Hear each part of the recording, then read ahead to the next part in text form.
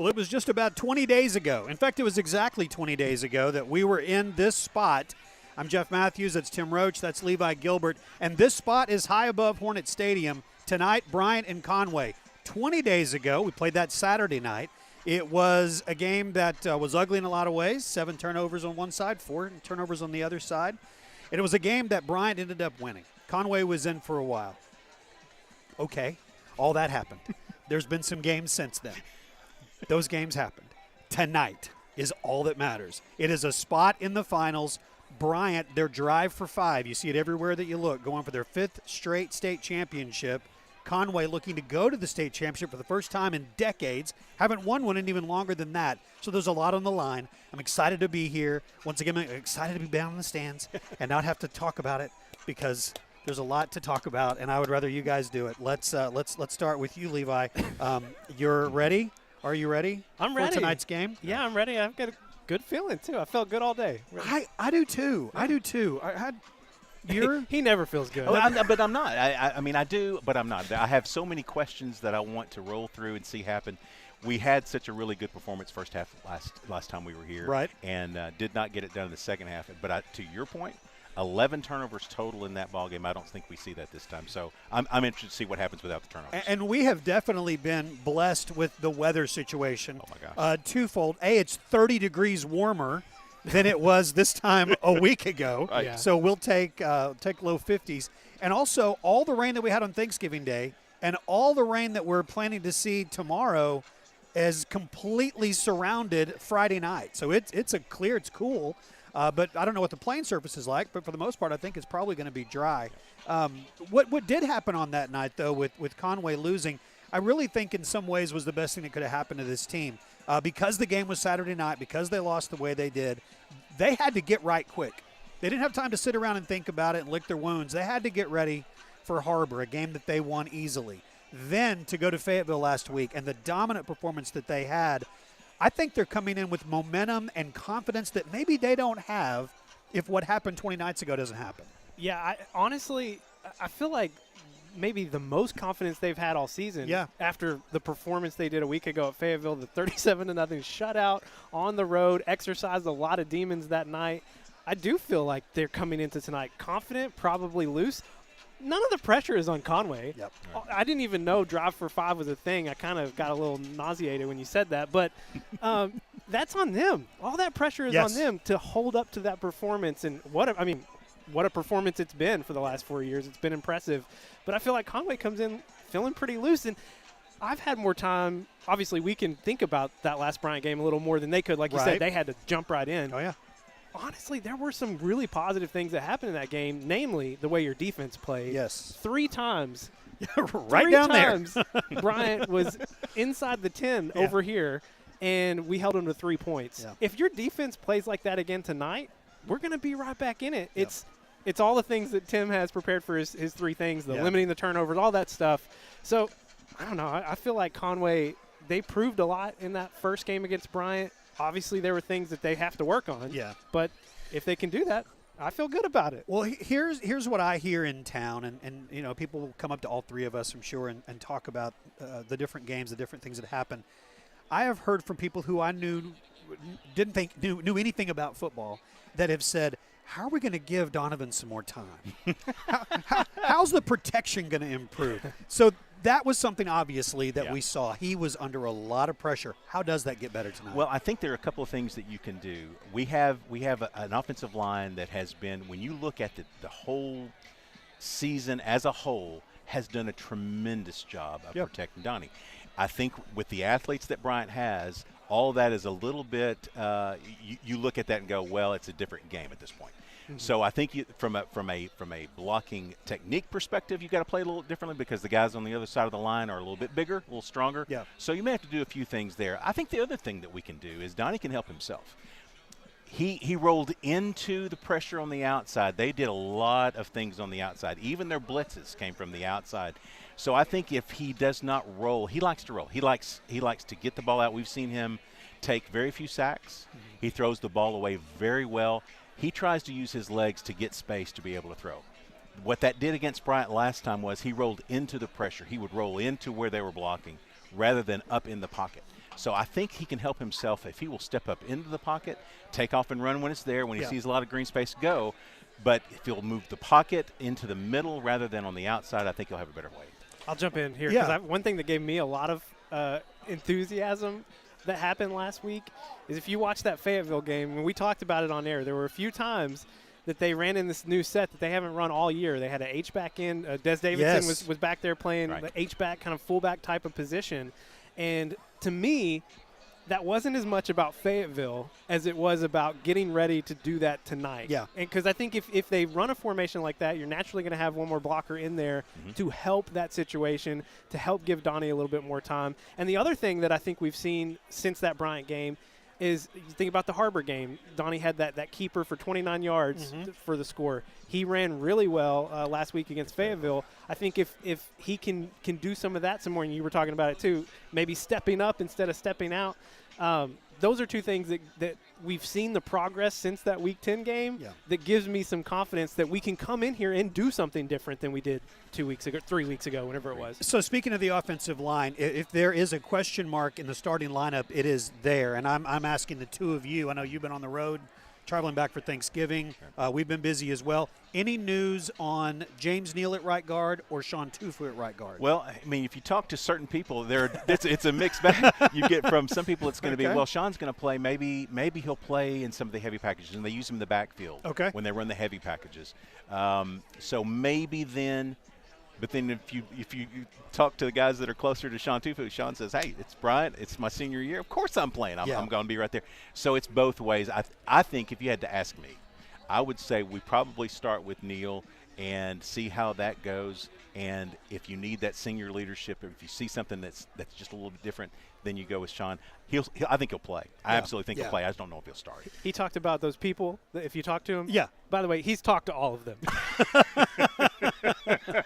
I got to find out. You know who you are I'm because you've been asked. Yeah. Well, guys, I know that there's this senior class. They've got either one or two more games. Right. One or two more games. What is undeniable is that they are the first senior class from Conway that has played in 3 straight state semifinal games. That would also, in turn, make them the most successful when it comes to wins and losses, I would assume. I haven't just doing the math on it, I would think. There's nobody that's won more games than this class has. That's great. They want to win one. And it's the 4 quarters that are in front of us tonight. Right. Is there a destiny feel to it?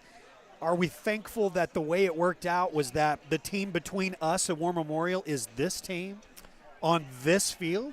Yeah, I mean, the way it did play out, right? Yeah. If you weren't going to win that game in Week 10, if we had won, we wouldn't have faced them again until the finals. Yeah. So if the way it played out, you lose. This is the path that you wanted. First of all, to have to go to Fayetteville, right, and redeem all the horrible memories, not only from last year, but from the last decade that we've had there, and then to go to Bryant or come here tonight and have that opportunity.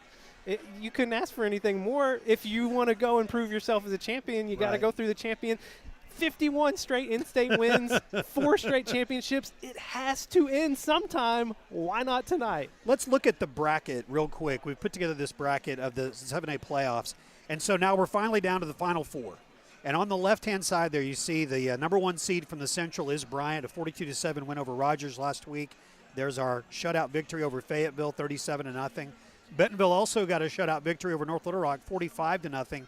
And Cabot with a convincing win over Bentonville West, 41-21. So that's the other half of the bracket. That game being played in Bentonville tonight. Of course, our eyes are here. We'll be paying most attention to this game.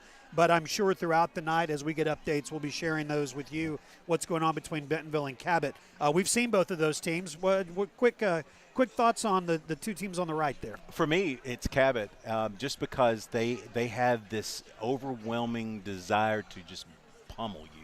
Whereas Bentonville is a little bit more finesse, and I think when you get to I know it's at Bentonville, and Bentonville's very tough at Bentonville. They are. Cabot seems to have that thing this year, and I can't really place it. I mean, very good defense, obviously very good defense, and enough offensive power with their quarterback to get it done. I think the strongest team wins, and I think that's Cabot. Anything different? No, I pretty much agree. But the key is, can you neutralize Chris Wilson or C.J. Wilson, and Josh Ficklin? Yeah. And I think Cabot C.J. has Brown. excuse me, Yeah. has I keep calling him Wilson. It's Q Wilson. Yeah. Cabot has the weapons and Yeah. and the quantity to do that. Yeah. But if they can't stop him, maybe we see an upset. Although I feel like Cabot's probably the favorite. Well, to what win. we need to see tonight, my daughter explained this at lunch today. She said, we need to come together. We need to come together, and we're going to win the game. So Ellie, yes, ma'am, we're going to come together, and we're going to win this game. All right, we'll take a break here on the Conway Regional Health System pregame show. When we come back, it'll be a conversation that the guys had with Adrian Mejia. He is our senior spotlight, and also with Coach Fimple prior to tonight's game. That's coming up next on Conway Corp. Conway Regional has been the community's hospital for more than 100 years, providing high-quality, compassionate care. As our community continues to grow, we're growing alongside you to ensure all your healthcare needs are met right here in Conway. Our board-certified interventional cardiologists, specialized team, and innovative cardiovascular technology are here to provide the comprehensive care you deserve when you need it most. So when you're facing a heart emergency, trust the care you'll find down the hallway, not down the highway. The Conway Regional Health System pregame show continues here on Conway Corp. Your Wampus Cats are in the semifinals for the third straight year, back at Bryant tonight. But before we get to kickoff, joining us now is someone who has been a big part of the team the last 3 years, and that's senior kicker Adrian Mejia. And we always love to start off by asking how your football journey began. And Adrian, from what I understand, it was a little bit different for you. So how did you first get involved with American football? Well, I was in 7th grade about Conway. I went to middle school here. It was 2018. And then I was just walking around the hallways, and their coach, like the football coach, asked me if I want to be a tackle. And I was like, eating tackle, like a Mexican tackle. But like after that, like I have a friend who translate all of that for me because I didn't know any English at that point. So I joined 7th grade.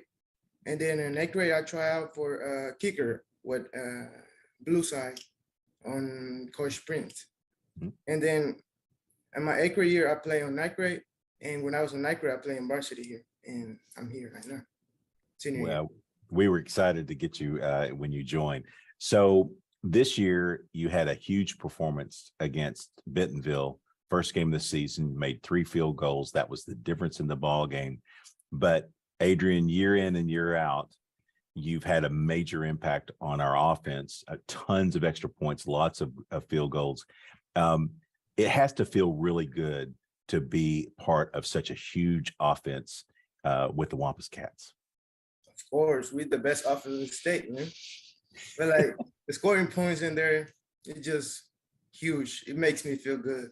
Like putting something for the team is actually great. Yeah, and you get a lot of opportunities to do it. So, Adrian, it's your last year of kicking for Conway, and you have a chance to make it to the championship game. I mean, all 3 years that you've been a part of the team, they've been playing on Black Friday. It's such a great time to be a part of this team. What will be some of the things that you'll take away from being a Wampus Cat? Well, family, I would say. They just, all of us are really good, like friends. We work together. You know, we're not the best, like a stronger team, or like Bryant. They're really big, huge, but like we're not the biggest one, but we work strong, and then we work together to make like the plays, and then that's how we became good. Like just working together is like the best part of it. I absolutely agree. We got another chance to beat Bryant as well. So I know that kickers are a little bit different. You spend a lot of time by yourself, not only in warm-ups and in the game, but in practice as well.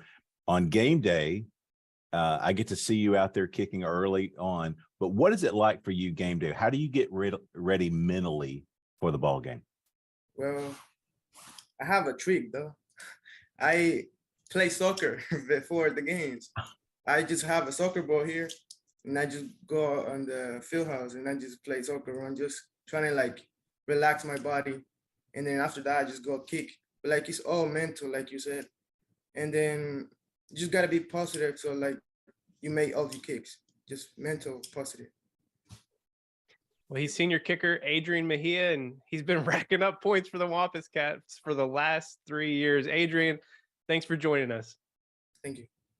My name's Thad Harden, and I'm a doctor here in Conway. I'm on the Conway Regional Hospital Board and have been there since 2017.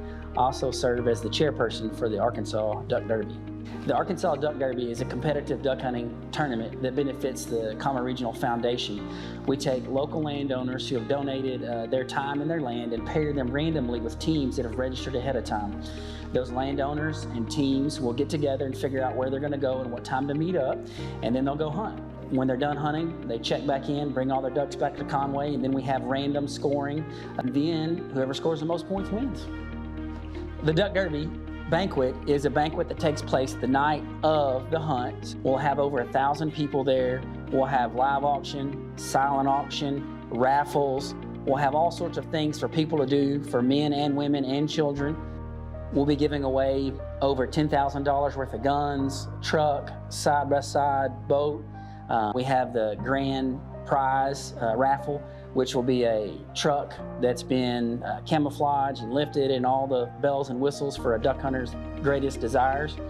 At the banquet, we will actually finish the scoring for our teams to see who won. So there'll be some live action there, to some suspense to see who won the Duck Derby and takes home the cash. Pretty much, it's a great time for anyone that wants to come, hunters and non-hunters alike. So the Duck Derby benefits the Conway Regional Foundation, most of the proceeds going towards the Men's Health Initiative. And the Men's Health Initiative is exactly what it says. It's a program that provides for the needs of men that just don't go to the doctor. And I'm really excited. This year, we're going to help fund 2 new programs through the Conway Regional Fitness Center. One is called Rock Steady Boxing, which is a program to help patients with Parkinson's disease. And the other one is a program called Script to Fit, which is a prescribed program that is provided by the fitness center that is more than just therapy or a nutritionist. It's all encompassing, and it has a program or a track for diabetes, for cardiovascular disease, for deconditioning. So it's a total plan to help get the patient back where they need to be, and the foundation is going to help pay for that and significantly reduce the cost burden to the patient.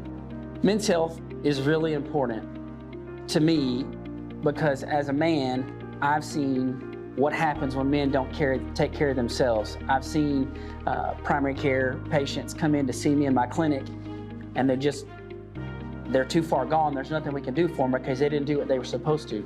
Statistically speaking, we know that women outlive men by about 4 or 5 years, but we also know that in a recent study, the average man was defined as living in poor health for the last 9 years of his life. That's why it's so important to have a primary care physician to take care of yourself, because if you can't take care of yourself, you can't take care of the people around you. So the most important thing that I could tell a man to do is to find a doctor. That's step 1 in all healthcare, is to find a doctor and find a primary care physician that you trust. There are lots of them here in Conway. Find one that you get along with, that you can talk to, that you trust to take their advice, because that's the person that's going to find high blood pressure, to make sure that you're getting your screenings done, to make sure that you're up to date, to make sure that you're healthy. The Duck Derby is a great way for people to enjoy themselves, to have a great time, but it's also a great way to get involved in the community. We have cash sponsors. We have donation of items for our auctions and our raffles. We need landowners to donate land so that we can take more teams. The more teams we have, the more fun we have, the more money we raise. And all of these things pour back into the foundation, which pours back into our community. There are lots of needs that can be met. All you have to do is get in touch with the foundation, and we will find a place for you to get involved. So if you have any questions, just get on the website or go talk to the foundation. Once you've signed up, or even if you don't, be looking for more information, and the banquet's always going to be the first part of January. We hope to see you there. We're back for the Conway Regional Health Systems pregame show here on Conway Corp, and joining us now, the head Wampus Cat himself, Keith Fimple. And Coach, I know we're excited to talk about Bryant. We'll get into that, but got to take a look back first at what was an impressive win. I mean, your team left no doubt. 37-point performance and a shutout of the number 2 seeded Fayetteville Bulldogs at Fayetteville. Again, I thought they had a great mentality all week in practice. That seemed to be the question reoccurring after the game was how much last year, when it's hard to fool these kids nowadays. You try to tell them one game at a time, but I think in the back of their mind, they knew, the situation and what went on last year over there at Fayetteville. And I think that, fed a fire for them as far as going into this Friday. And, I just thought they played extremely well. I thought they played within themselves, and I thought we controlled a lot of the game in the situations that we talked about all week that we needed to. Coach, it's been an incredible year. This is the 3rd straight year for your Wampus Cats to play on Black Friday in the semifinal game for the 7A championship. Let's talk just a little bit about the year itself and about your coaching staff and what a great job you guys have done and your team throughout the entire year.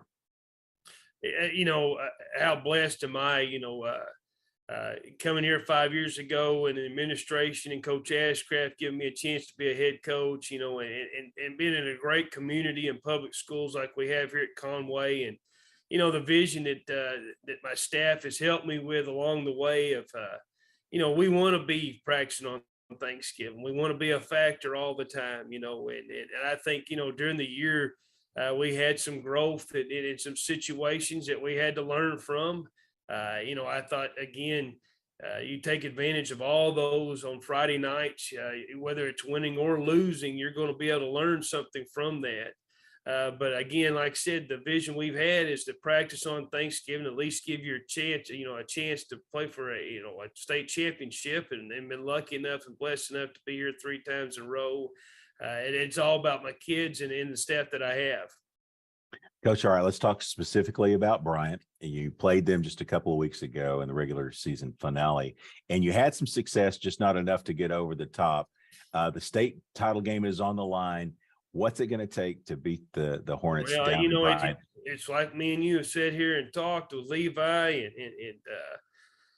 it comes down to making plays. In these games right here, you only have a certain amount of opportunities, to make a play, to make a difference in the football game. And when you get a run like Bryant has been on for the last 4 or 5 years here, they have the ability to, during certain games when it's close, that they can change the dynamic of it by making plays. And, going back and even looking at the one a couple of weeks ago that we are on Friday night, we had 2 or 3 chances to really change the dynamic of the game. And, for some reason we didn't make those, and they did. And that's where the opportunity comes. At least we get to play, on Thanksgiving, and on Friday night, we get another chance at it, and for larger stakes.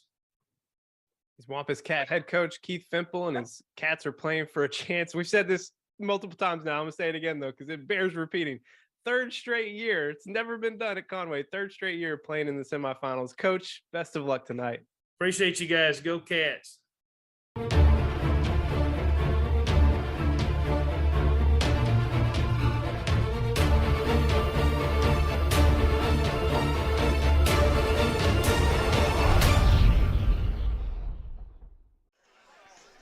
Good evening and welcome back to Everett Field at Bryant Stadium for the 2nd time this season.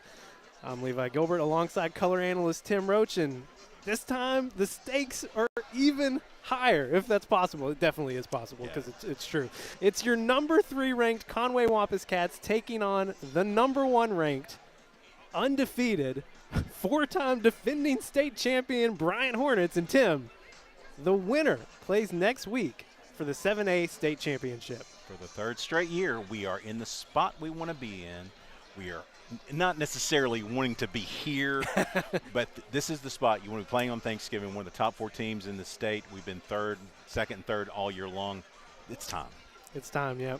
Now, Tim, your Wampus Cats come into a hostile environment, although I will say you might see it at some point. The visiting stands are a little more crowded than the home stands. I'm just going to point that out. And a monumental task ahead for your Wampus Cats, but they come in with maybe the biggest amount of confidence they've had all year after they just completely dismantled the #1 passing team in the state last week in the quarterfinals at their place with a 37-0 shutout at Fayetteville. It was one of the most remarkable defensive performances I've seen the Wampus Cats make ever. That team, their quarterback, #1 quarterback in the state, #1 wide receiver in the state, they didn't sniff the 34-yard line the entire ball game. They never got anything going defensively. We were just phenomenal. And offensively, we did whatever we wanted to. Held the #1 passing attack in the state, not just in the 7A, the state, to 131 yards passing. They were averaging 350 a game, by the way. Now, Tim, back in Week 10, when we were last here, we talked all about how Bryant's run should be respected, right? We've talked about it, 4 straight championships, the 51 straight victories against in-state opponents, all that stuff that we know and we're frankly tired of hearing about. But back in that regular season finale, Conway, they really did some great things that night. The defense forced 4 turnovers. It was a 1-score game heading into the fourth quarter, and things kind of imploded in that final quarter. But your Wampus Cats, they walked away from that game with some clear objectives to address if they got another shot at these Hornets. And that shot comes tonight, and that takes us to Tim's 3 things. If we are to win tonight, I really believe that we have to limit the turnovers. We're probably going to turn the ball over. We play too fast. We throw the ball a lot. They're a very good defensive team. There's going to be some problems, but we need to limit those. We had 7. They had 4. There were 11 turnovers last ball game. We need to limit those turnovers. Secondly, we got into the red zone. We moved the ball 20-20. When we got in the red zone, we began to bog down, and our offense had trouble with their stacking style of defense and their ability to play man coverage on our wide receivers. When we get in there, we have to score and not field goals. We need to make touchdowns. The last thing is we have to be able to run the ball. That's what zone read success is about. It's about being able for Boogie Carr, for Chambers, whoever it is, Lala, Davidson, we need to be able to move the ball between the tackles. That's where that's so effective. Get them on their heels. That puts us in tempo, and it sets up the passing game. For the 6th time this millennia, I had to say that, since 2003, your Wampus Cats are in the semifinals, and you said it earlier, 3rd straight year. What this senior class done is just unparalleled. All right, we're going to take a little break here. Back live with the starting lineups after this break on Conway Corp. Conway Regional has been the community's hospital for more than 100 years, providing high-quality, compassionate care. As our community continues to grow, we're growing alongside you to ensure all your healthcare needs are met right here in Conway. Our award-winning team, led by board-certified interventional cardiologists and emergency physicians, delivers one of the state's best door-to-balloon times for emergency heart care when you need it most. So when you're facing a heart emergency, trust the care you'll find down the hallway, not down the highway. Back live tonight here in the 7A semifinals. Your number 3 ranked Conway Wampus Cats taking on the number 1 ranked Bryant Hornets. Conway 10-2 on the year. The Hornets 10-0 overall. And did we win the toss? Won the toss and deferred. Deferred again. We saw it a week ago. Worked well up at Fayetteville. We'll see how it plays out here tonight. Let's go ahead and take a look at our starting lineups. We'll start offensively here, and nothing changing from a week ago, although if you heard us earlier in the pregame, still a question around right guard. Will we see James Neal again tonight, or do we see Sean Tufu come back into the starting lineup? James Neal has done a fantastic job as well. You'd like to see some senior leadership out there from a Sean Tufu who's been fabulous his whole career.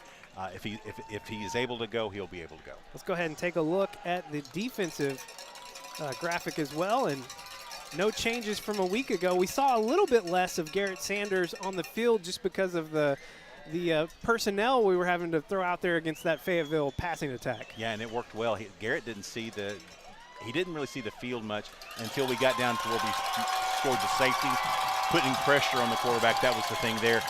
No doubt about it, he's your leader on defense. And your defense got the 4th shutout of the year last week against Fayetteville. Let's go ahead and take a look at the special teams graphic as well. And again, no changes here. These are our guys all year long.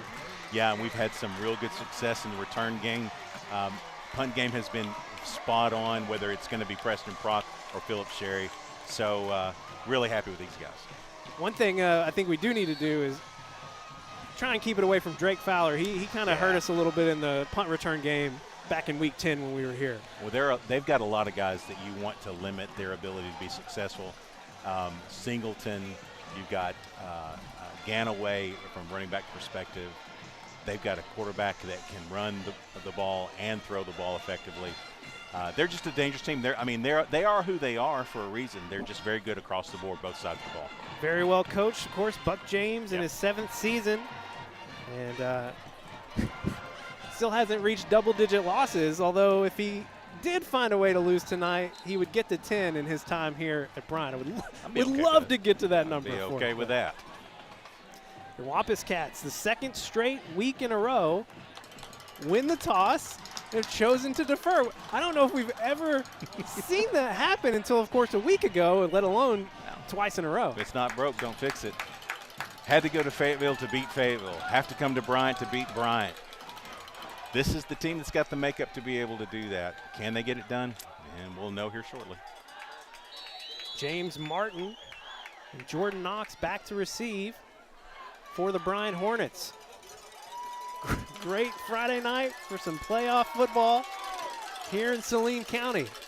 And what a kick to start things off from senior Adrian Mejia. Let's go ahead and take a look at our offensive starters. Donovan Amalo, quarterback. Boogie Carr, running back. Ron Good, wide receiver.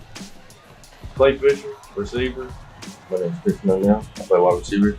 Jackson Anderson, receiver. Aaron Smith, left tackle.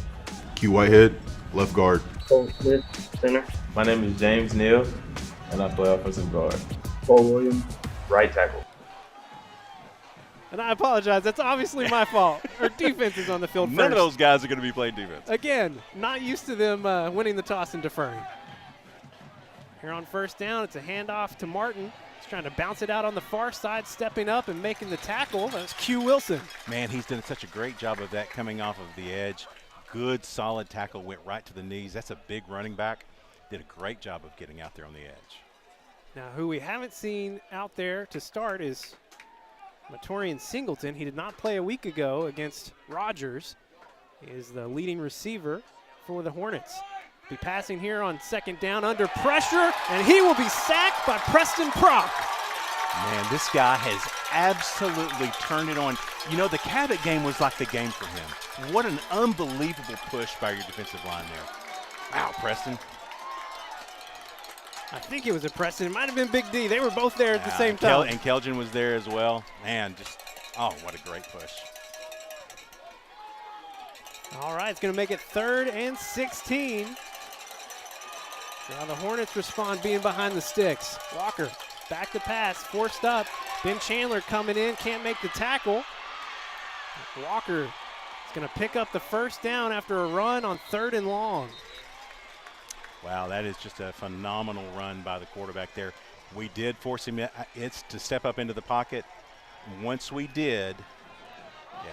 Well, look at that sack back there. I did get it wrong. It was Big D. Big D. So once we got it, once we stepped up in and he got into the pocket, we lost containment. 1st and 10 from the 32. They'll give it to Martin. Martin finds a lane right up the middle, breaks a tackle, bounces it out to the near side. The Wampus Cats trying to catch up to him. Trez Hammond makes contact inside the 5, but can't get Martin down. It's touchdown Hornets on the long run. Yeah, we had the play at about the 6-yard mark on the sticks.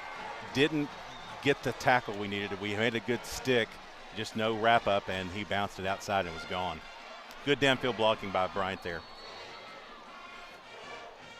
The 11th rushing touchdown, or Martin finished the regular season with 10. I don't know how many he had a week ago against Rogers, but Bryant taking the 7-0 lead early here against your Wampus Cats. 10:18 to play here in the first quarter. Back with more after this on Conway Corp.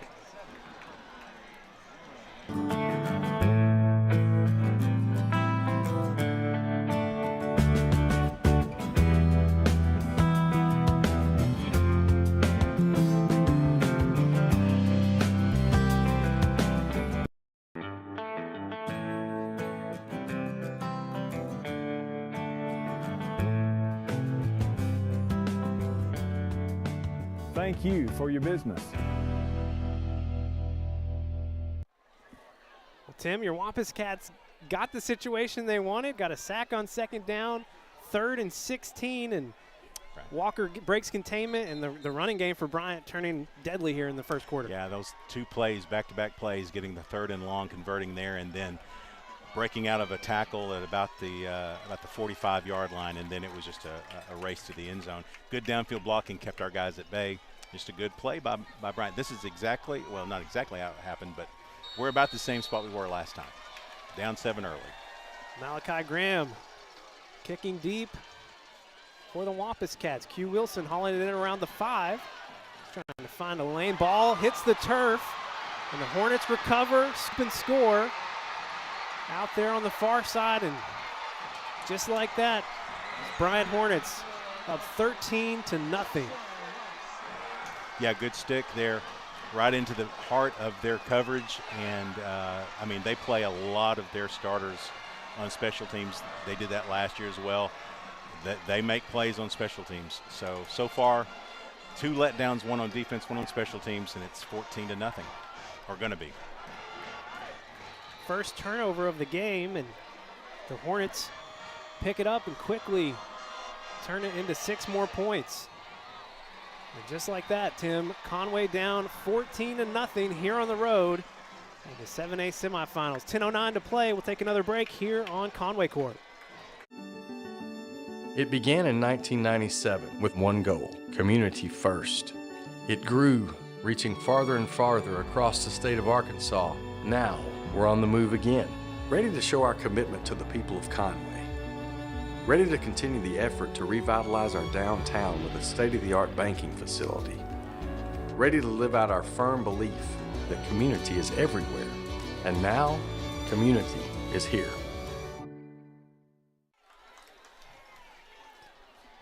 These Hornets, man. I don't. Well, it's gut check time early, man. Yeah. I mean, this is the reason why they're number 1. All those things. Now there's 10 minutes to go in the first quarter. Now, you've taken an absolute gut punch here, and the question is, can you respond? That's part of football. It's 4 quarters of in-your-face kind of football. This team does not quit. We know that from watching them all year long. That's not how they're coached. So, just got to pick yourselves up and go. Malachi They're Graham offside. kicking again. There is a flag here on the near side. And these Hornets a little too amped up. Yeah, that's got a little frisky on the leadoff and was about a yard or 2 over the line. But going back to the plays, I mean, those are plays that good teams make, right? You make a guy miss on a basic run, and you outrun the defense. Turn around, you make a special teams play, and you get the scoop and score. Sometimes that's what you face. But again, this is like scoring 4 or 5 runs in the first inning of a baseball game. There's a whole lot of ball game left. Graham will kick this time from the 35. Deep kick back to the 5. Q Wilson, another shot at it here. Q trying to break through. He's going to get down close to the 30. Starting field position here. Pretty decent after a deep kick. Yeah, and I will tell you, I mean, they're amped up on that, but I think the guy that made the tackle took more of the punishment there. I think Q had a little bit of anger going on with that return. Ran right into it. So the first time your Wampus Cat offense has the football, they're already down 14 points. Could change your game plan a bit.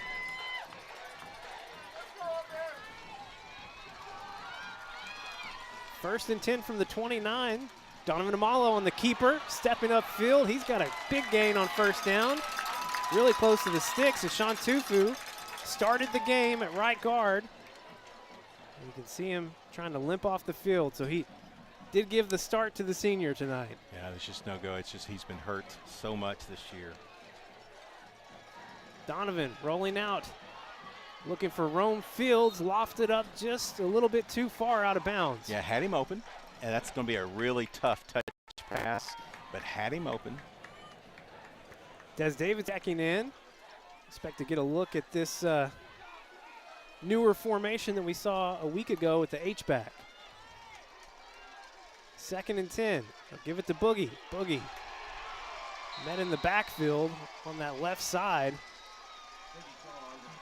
Bryant defenders coming off the edge. Brandon Johnson, been watching him all the way since week 10. 5 is a tough go. He's a good run stop as well as a good defender in the flats. Loss of 1 makes it 3rd and 11.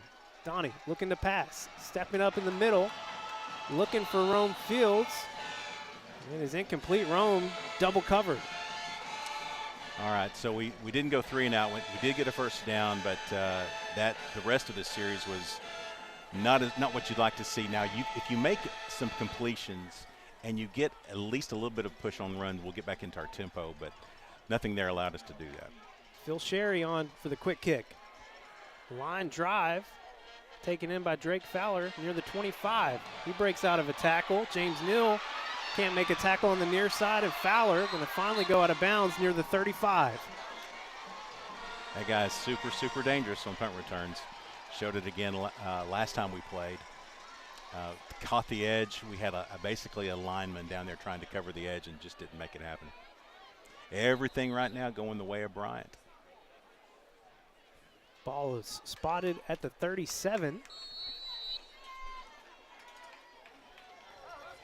Singleton in the ball game now. Didn't expect him to stay on the bench long. Torian Singleton in the slot out on the far side. 4 receiver set here for the Hornets. Jordan Walker, the sophomore quarterback, looking to pass here on first down. Pressure coming, breaks away from it, but does not escape Porter Udi. Right back near the line of scrimmage. Yeah, didn't get the sack, but he didn't get much, if anything. I don't even know that he picked up anything once they place it. Yeah, 2nd down and 10, basically. Great job by the defensive line creating some havoc in the pocket. Carson Trickey here on the near side, trips over to the right. And a flag coming in on the far side, false start against the Hornets. Yeah, 2nd to 15 is a good place for your defense. Now, what you've got to do is that they are looking to throw the ball here. I mean, this set has been all about the throw. You've got 84 is a large human out there. Carter Ratliff. Yeah, as a wide receiver, and so he's going to be a guy that you're going to have to watch tonight.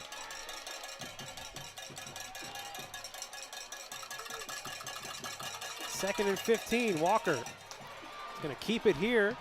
Found a lane on the far side, breaks another tackle, still on his feet. So not much success when they've tried to pass, but man, oh man, they've been doing it on the ground so far. Yeah, so I've been, and he lost his helmet, so we'll see the backup quarterback come in here. You know, we've tackled well all year. These guys are big, they're physical, and so we've got to wrap up when we make a hit. We got a first down, so they did give him the first down. David Paglianiti, the junior. Wow. Steps in for one play after Walker's helmet came off. Going to give it to Jack Martin. A little miscommunication on the handoff. Wade Simpson there to wrap him up for the sack. Yeah, that's okay. I mean, we'll take every break we can get. Paglianiti is a former Conway guy. Came to Bryant to play football. Wade Simpson coming off that left edge. And Porter Udi assisting as well. All right, defense is behind the 8 ball here in terms of field position, but they're ahead on sticks. 2nd and 15, and another false start. More movement out there on the far side. So 3 penalties already against the Hornets here in the first quarter. Cy Blakely checking in, and Jacoby Wade checks in as well. 2nd and 20. It's the ball spotted back at 37, which is this drive started. Yep. So you're looking at probably a read option here on the quarterback. Yep. Walker will keep it again, working the left side. Big D wrapping him up and not escaping that time. Yeah, that was a great tackle there. I mean, very sure. Walker comes up a little bit gimpy. 3rd and very long. I'm going to say he got back to the line of scrimmage. Will be 3rd and 20. That was a designed quarterback draw. I mean, he had no intentions of throwing the ball there. He will have designs on throwing here, not saying that he won't run the ball. But this will look to be more of a vertical game. 6:46 on the clock here in the first quarter. Hornets up 14-0. Walker rolling out to his right, looking to get it off. He does not. Big D. Another sack for the senior. Great defensive stand here. Good pursuit by Big D all the way to the line. That's a faster guy than he is, but he had more heart and more push here. Watch this. Takes on a little bit of a nudge block there. Another nudge block. No, sir. Great job, Big D. Malachi Graham will come in for the punt. Kind of a low snap. Wade Simpson almost got a hand on it. Oh, what a corner punt. We get a lucky bounce as it goes back into the end zone. Whew, I thought that was about to be pinned in the corner. Yeah, and so that along with everything else defensively we did there after the big punt return, defense held their own, got the ball back to the offense. Momentum has shifted a bit. It's still 14-0 Bryant. But with 6 minutes to go in the first quarter, you get the ball back, and that's nice. Well, James Neal is in at right guard. We expect to see him the rest of the way tonight. Chris O'Neal in motion. Quick pass out in the flats to O'Neal. O'Neal goes out of bounds. They'll mark him at the 26. Yeah, good pitch and catch there. Good gain on first down. Gets you in your tempo offense. 2nd and 4, they move trips over to the right. Donovan Amalo keeping it, moving up the middle. He's going to pick up maybe a yard or two. Yeah, believe it or not, that's the better option of the two that happened. They had Boogie Carr dead to right, and so good read by Donnie. I'll say no gain. 3rd and 4, quick pass to Clay Fisher on the slant. Clay's going to be really close to that first down marker, but I think he's going to be short. Will be a yard short, 4th and 1. Phil Sherry comes in. Another quick kick from Phil Sherry to angle it away from Drake Fowler. Takes a Conway bounce all the way down to the 35. Nice punt there from Phil Sherry. Yeah, and there was a helmet that came off there. There's a flag down in the middle of the field. Chris O'Neal's coming out with his helmet off. And I don't think he ripped it off himself. I would guess not. Yeah, no, but good punt there by Sherry to directionally kick that away from Drake.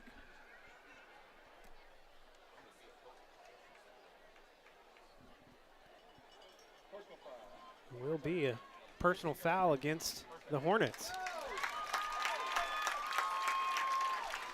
All right, you know, that really after the first couple plays, you think, okay, 3rd down and short. Didn't quite get the yardage, but a good catch by Clay into the flat area. Almost made the line to gain. You're looking for little bits of hope here. Yeah. All right, I mean, so little things, and they matter. They matter. So you got them pinned down with the penalty. You got them pinned down to the 20. Yeah, 15-yard penalty marches it back. 5:17 to play here in the first quarter. Hornets up 2 scores with the ball. Hand it off here on first down, and Ganaway just showing some breakaway speed right up the middle, and Hugh Wilson, a touchdown-saving tackle. Yeah, boy, he hit the second level in a heartbeat and was just about gone. Good tackle there. But definitely they have found something in the middle of the line there. Christopher Ganaway, the senior, not getting the start tonight, but getting his first looks tonight. Trying to work this left side. Ben Chandler forcing him inside. Back to the defense, and Big D making a hit. Yeah, still was able to gain about 4 or 5 there, and we had him behind the line of scrimmage. So wide has not necessarily worked as well for them. Boy, up the middle has. So some of these things that they're doing, just testing the waters outside, seeing if they can catch the edge. And, you know, and just the straight drop back passes have not worked as well either. It's been a lot of quarterback draws, a lot of quick reads out of the pocket. 2nd and 5 here at the 46. Give it to Ganaway again, a little counter move. And he has found some more space out here on the far or the near side of the field. Big first down for Bryant. Yeah, they're running the ball tonight in no fashion like they ran the ball against us the first time around. They're really having some success here. Well, you saw it a week ago too. They really emphasize the run against Rogers. They'll go back to that counter with Ganaway. This time, nowhere to go is DeMarkel McKenzie. Man, he is having a huge first quarter. Yeah, man, is really feast or famine on this run game. I mean, we either stop it in the backfield or it's 15 to 20 yards. They've had very few that it's been 3 or 4 yards, whatever. It's big play or it's big play for your defense. So a loss of 1 there. Makes it 2nd and 11 at the 27. Bryant slowing down a bit here. Ganaway out. Singleton in the slot there on the right side. Going to pitch it out. Ball is on the turf, and it is recovered by Preston Prock. Nice. Boy, I mean, that's not a play that they normally run. I mean, everything's working, and all of a sudden you're just going to try a pitch play. Didn't happen. Great job by Preston to recover. I mean, that's just not in their wheelhouse. I don't know what they're doing there. Preston, but I will take it. Right place, right time. Conway going to take over at the 31. Hopefully this Wampus Cat offense can get some rhythm going. Come out with this H-back look here. Going to give it to Boogie Carr. Boogie trying to bounce it out to the near side here and just nowhere to go. Yeah, they stacked that up right at the line of scrimmage. There was no hope for Boogie there. Loss of 1 makes it 2nd and 11. Donnie rolling out to his left. Trying to connect with Rome Fields. Ball is incomplete. Couldn't complete the catch in bounds, and there's a flag out near the 36. It's an interesting spot. That could be a defensive holding angle where it's thrown. I don't know that we had a guy downfield, an offensive lineman downfield, but yeah, I can't guess this one. Okay. Yeah, it will be defensive holding.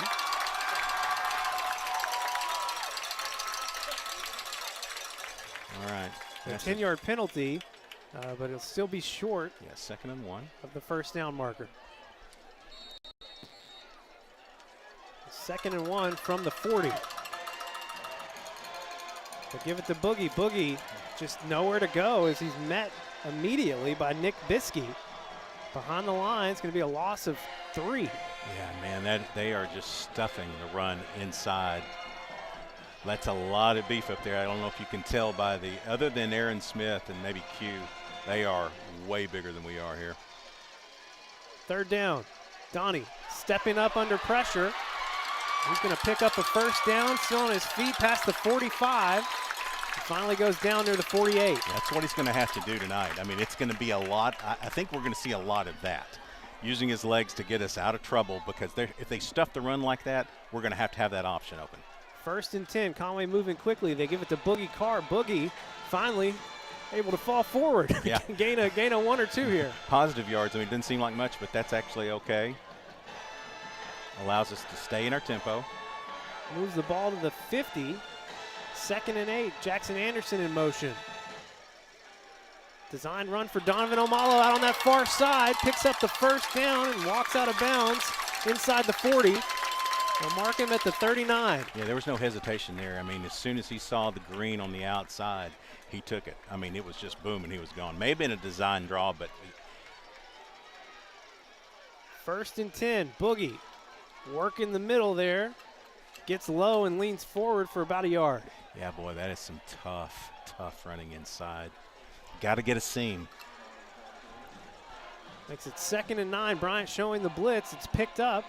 Donnie looking deep, but no one out there. Clay Fisher, little miscommunication between the QB and receiver. Yeah, that was either just a wrong route, or he was just getting rid of the ball. Clay was covered where he was. I'm not sure if that was where he was supposed to be. 3rd down and 9 at the 38. 4-down territory here. Jalen Chambers checks into the backfield. Rome Fields, Dalen Moten, Jackson Anderson here on the near side.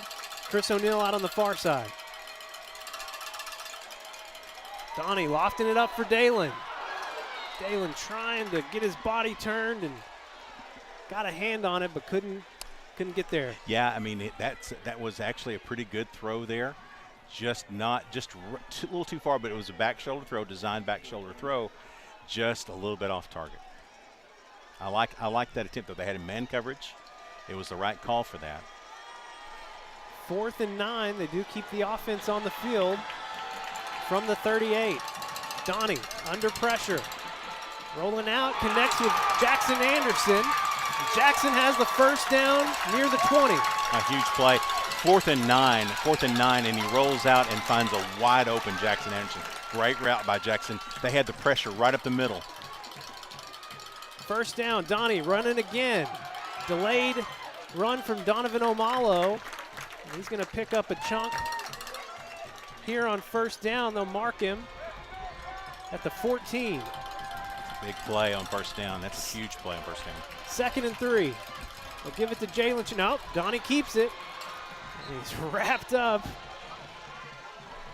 by Brandon Johnson. Leans forward.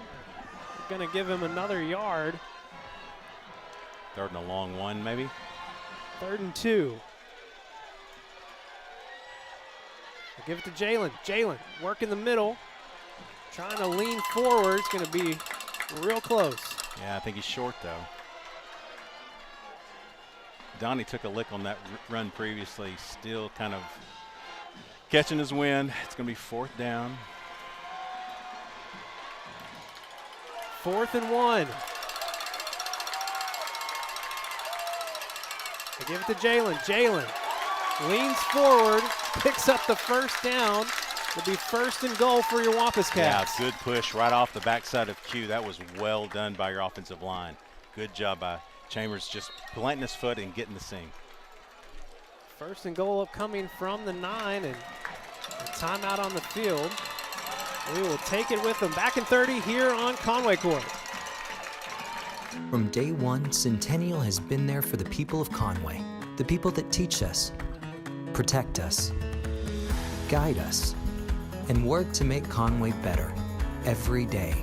That's why we've donated over $5 million to local organizations and causes, and we have the same commitment to serving you for life's milestones and everyday moments. Centennial Bank, proud to call Conway and Faulkner County home. Excuse me, it was not a timeout. It was a timeout. Into the first quarter. Back here starting the second. We'll flip the field. It's going to be 1st and goal from the 9 when we come out of here.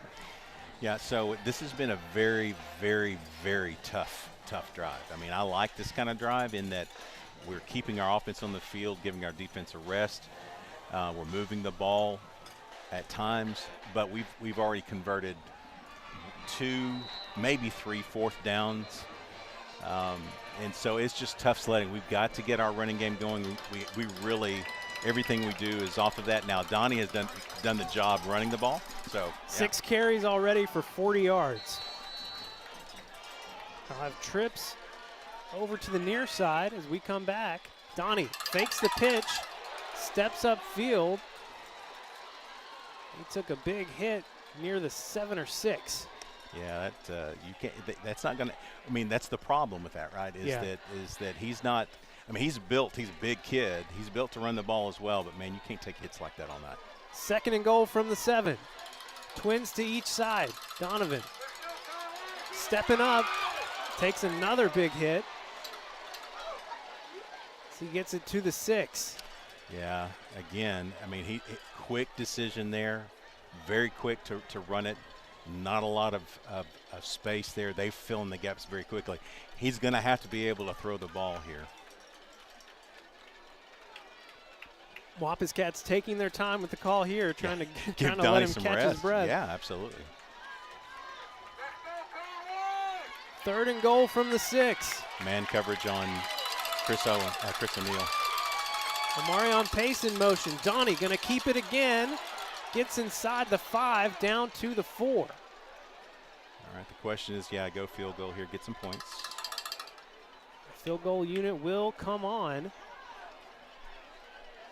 We'll be kicking from the 11, so a 21-yard attempt coming up from Adrian Mejia. Adrian's hit 8 field goals on the year.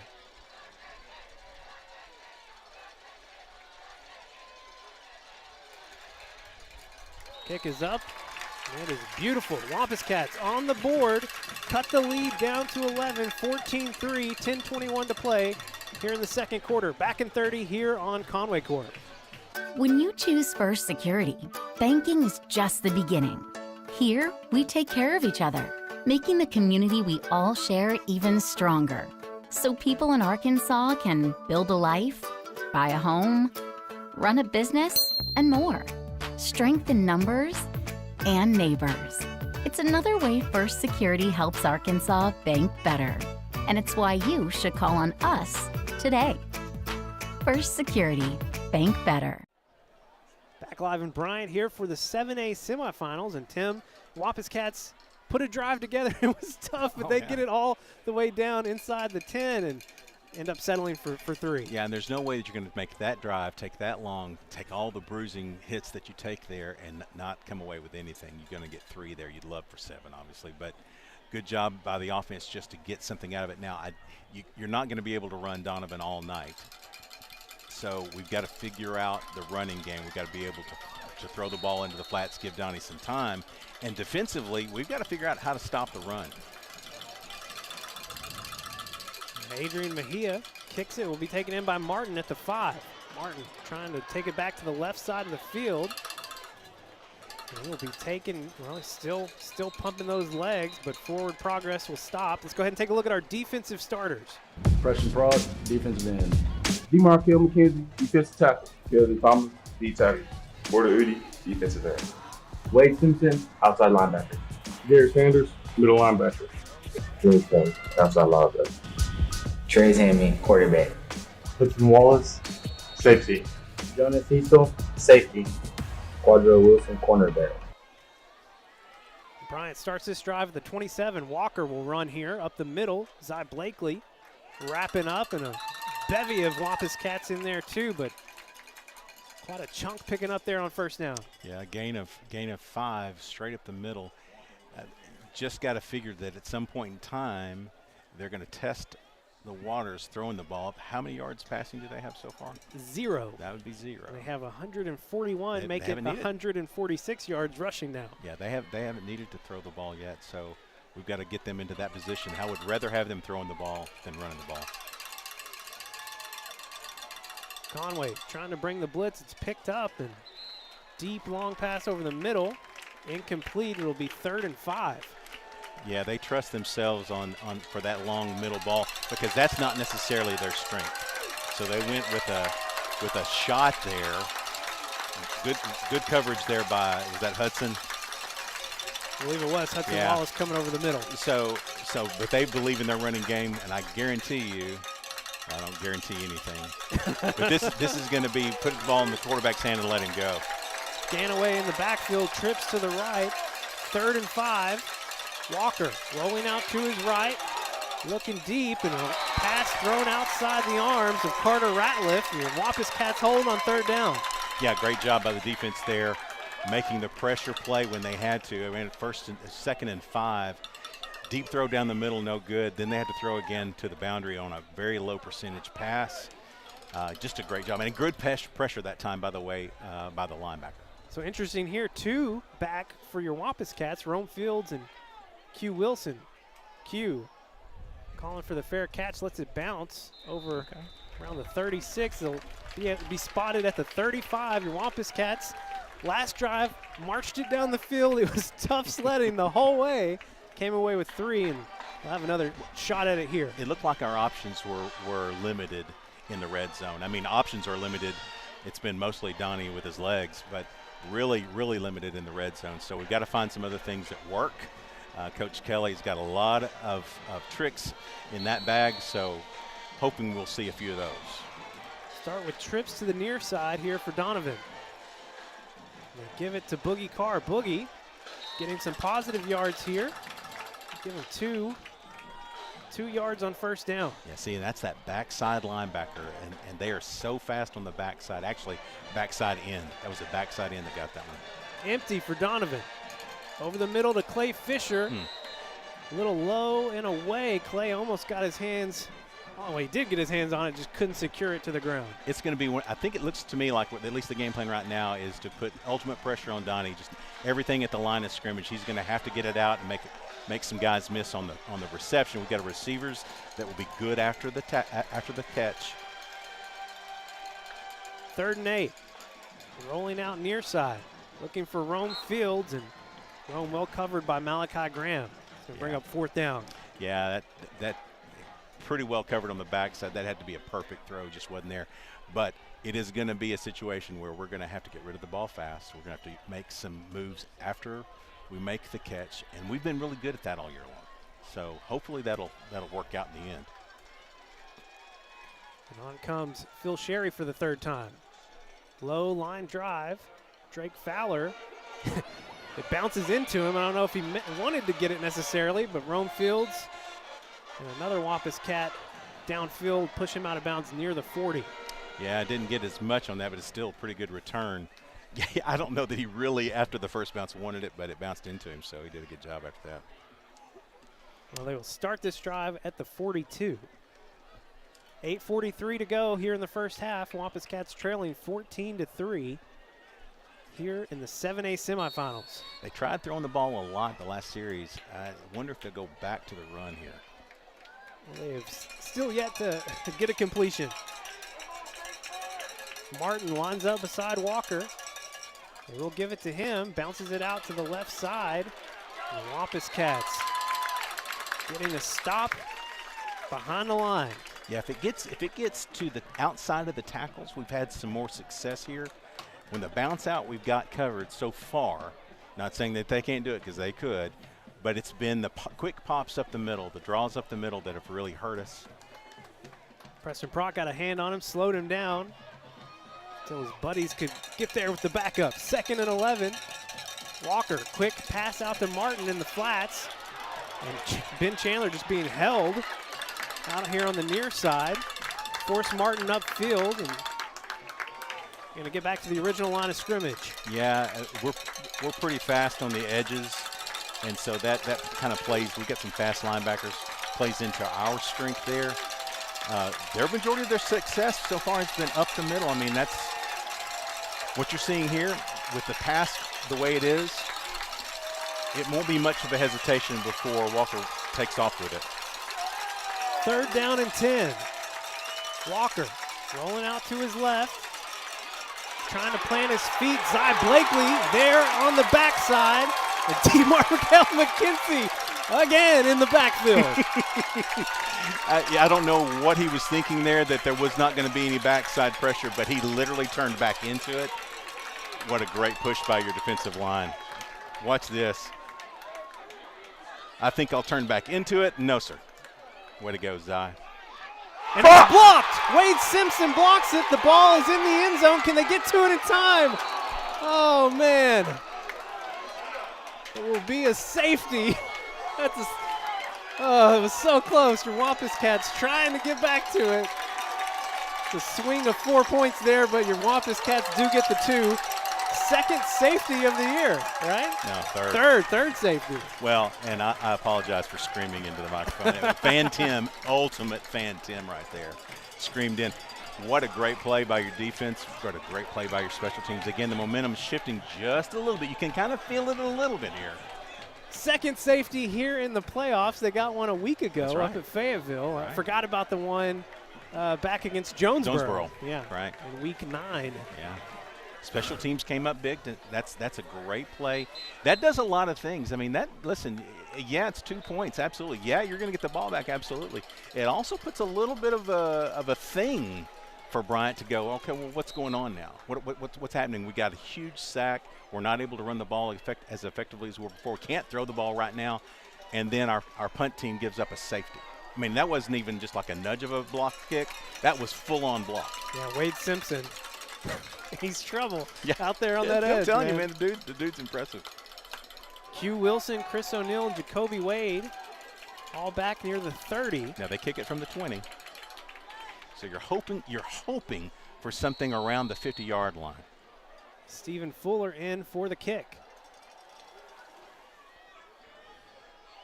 It is hauled in right around the 29. Jacoby Wade. Jacoby breaking a tackle, still on his feet past the 50. Ball comes out, and Bryant recovers. They didn't step out of bounds, and it's going the other way. For the second time on a kickoff, the Hornets force a fumble and scoop and score all the way back. That is, I mean, you're not going to find a more deflating play. I think that was Chris O'Neal. I think it was Jacoby Wade. Jacoby Wade? Okay, it looked like it was Chris. But anyway, regardless, doesn't matter. I mean, you're about to get the ball back. You're going to be at about the 30-yard line. And they return it for a touchdown. I mean, that's ridiculous. He broke through the initial line, and then that second hit knocked the ball loose. Extra point is up, and it's good. So 21-5.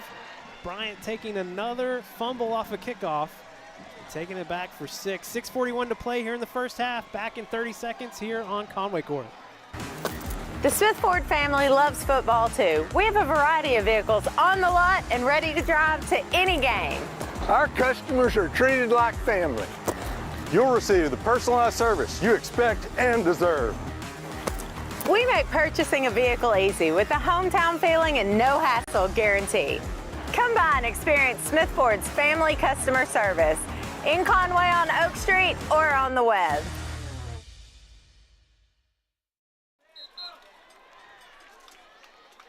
I mean, you can't find a.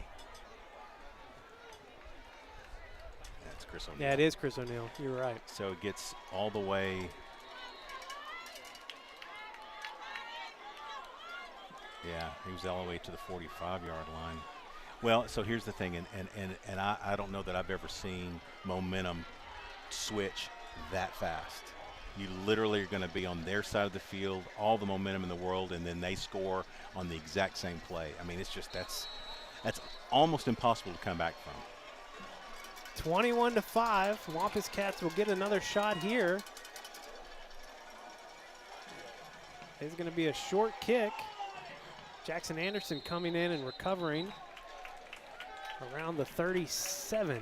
That's not a bad play on Bryant's part. You've got chaos happening on our kickoff return.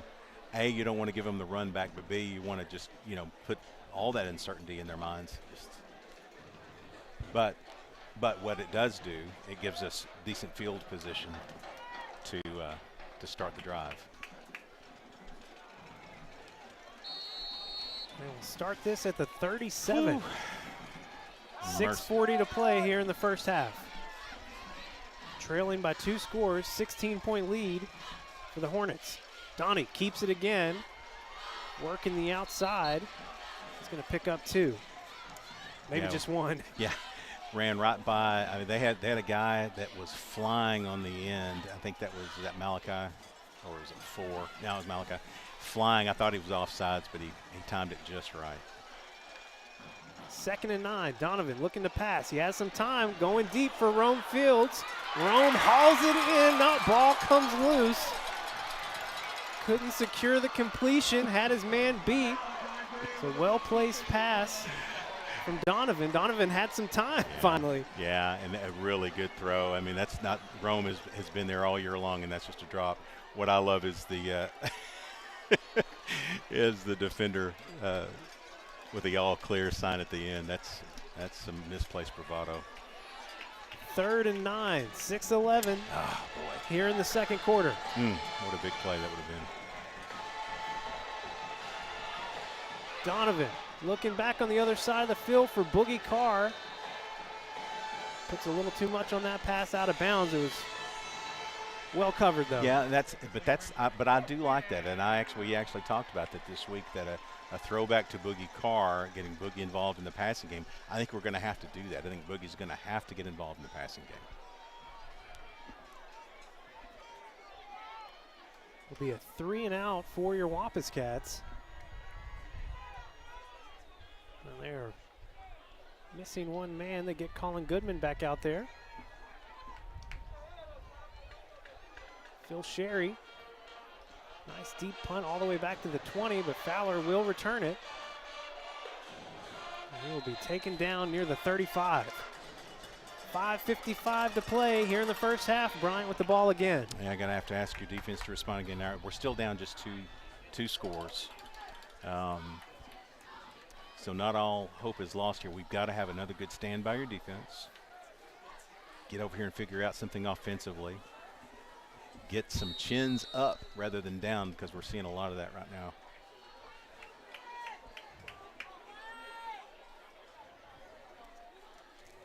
Start this drive with Martin in the backfield. Fake it to him. Walker looking over the middle. And he had Carson Trickey open.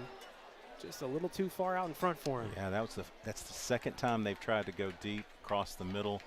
Q was one step behind. That was a good route for him. And, you know, we've had so much success in that deep middle this year. It's a little bit different to see somebody running behind us. 2nd and 10. The flag coming out on the far side. Movement again. Been a lot of yellow thrown against the Hornets tonight. Hasn't made. Most of it's pre-snap stuff, though. Yeah. I mean, it's not like a judgment call. I mean, it's a technical foul.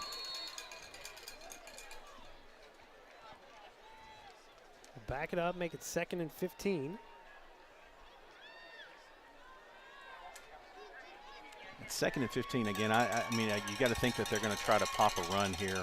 I know it might put them at 3rd and long, but I think they would take the chance here.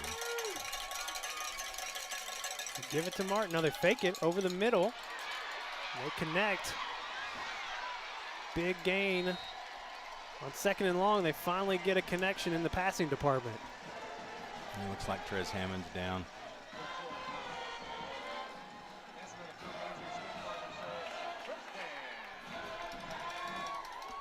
Flips the field.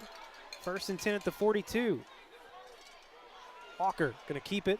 Trying to run up on that left side. And he's going to have about 1 yard gain there. Yeah, maybe one. Good stop there. They found a little softness there in the middle twice. They had it open and missed the pass the first time. The second time they found it. Trez Hammond did stay on the field for the last play. R.J. Chapman back in. Checking in now for him. 2nd and 9. Walker, quick pass out on the far side. Trickey hauling it in and hit quickly by Q Wilson. Yeah, good gain there of about 5. Brings up 3rd and about 4. Wow, 3rd and 2. Wow. Yeah, this will be 4 down territory if they don't make it here. Conway bringing pressure off the edges, looking over the middle, and he gets it to Carson Trickey. 34-yard pitch and catch from Walker to Trickey.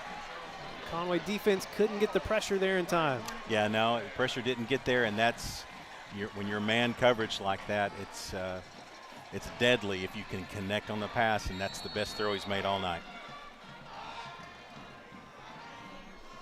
Extends the lead. The extra point extends it even further. A flag coming out, though. We'll hold it here for a second. Try and see if we can get this call here. I don't know if it's going to be against. It was after they threw it after the play. I don't know.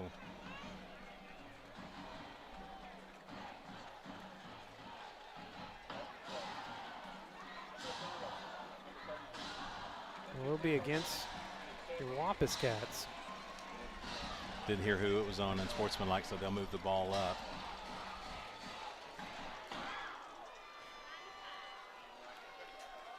Well, 23-point lead now for the Hornets. 4:32 to play here in the first half, and after this penalty is assessed, they'll be kicking even closer. If they were into shenanigans the first time, they may be all in for shenanigans now.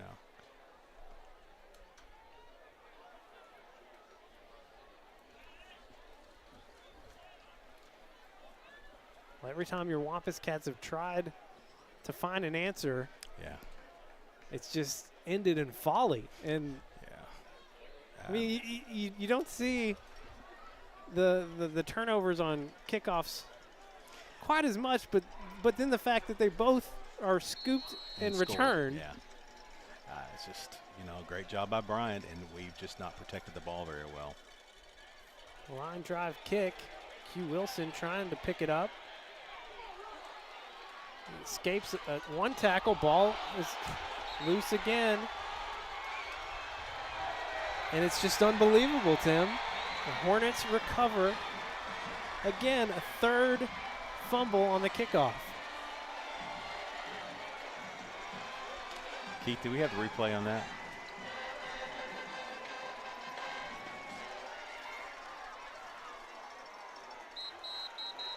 Q Wilson trying to break away. Ball comes out. Just wanted to see if he had possession of it. I guess he did. Hard to tell there with the chain gang right in the way as he's rolling out of bounds. I don't know that I've ever seen anything like this on special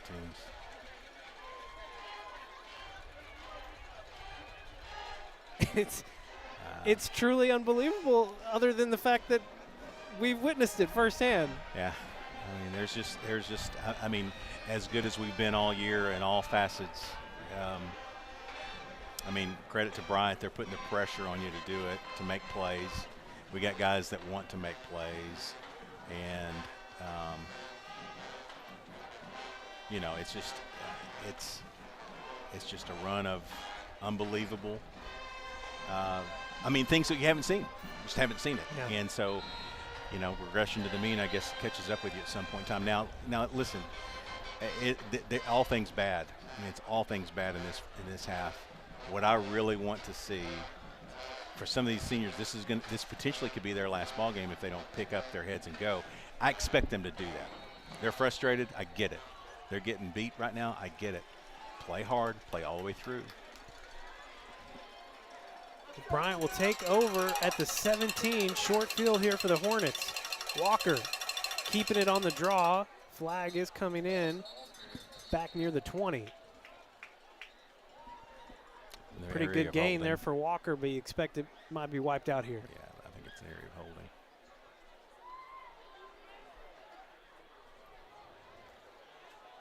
It will be. Spotting the foul at the 19. Mark it off back to the 29.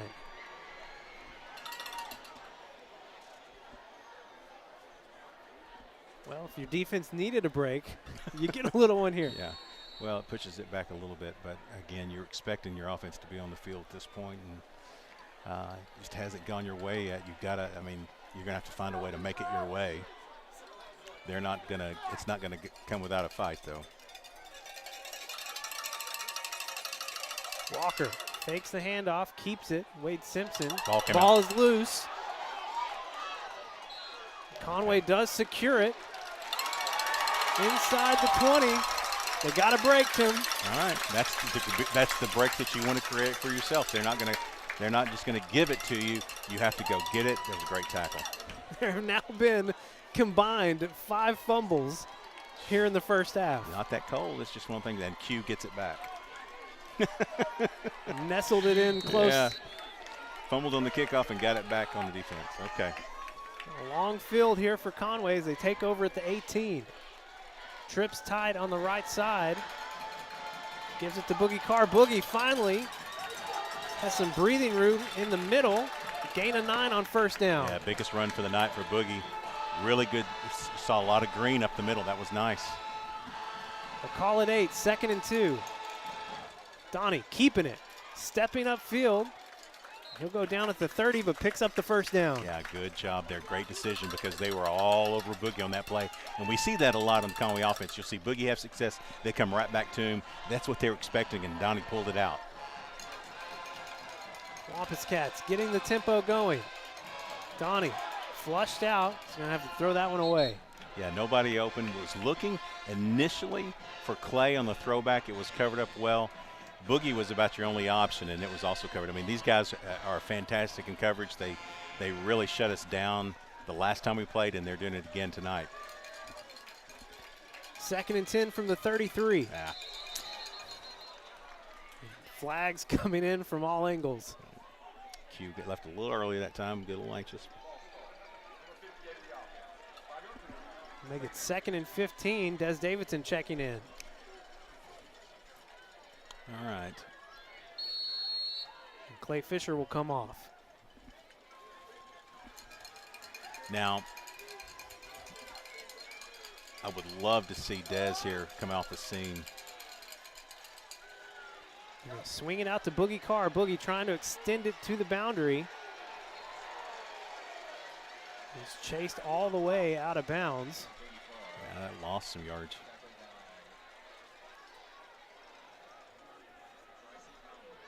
I mean, they're trouble wide. They're trouble in the middle. Trouble vertically. It's just this defense is unbelievable. Speed. Yeah, and big and strong and all the things that you don't want to face. We'll mark a loss of 1, 3rd and 16.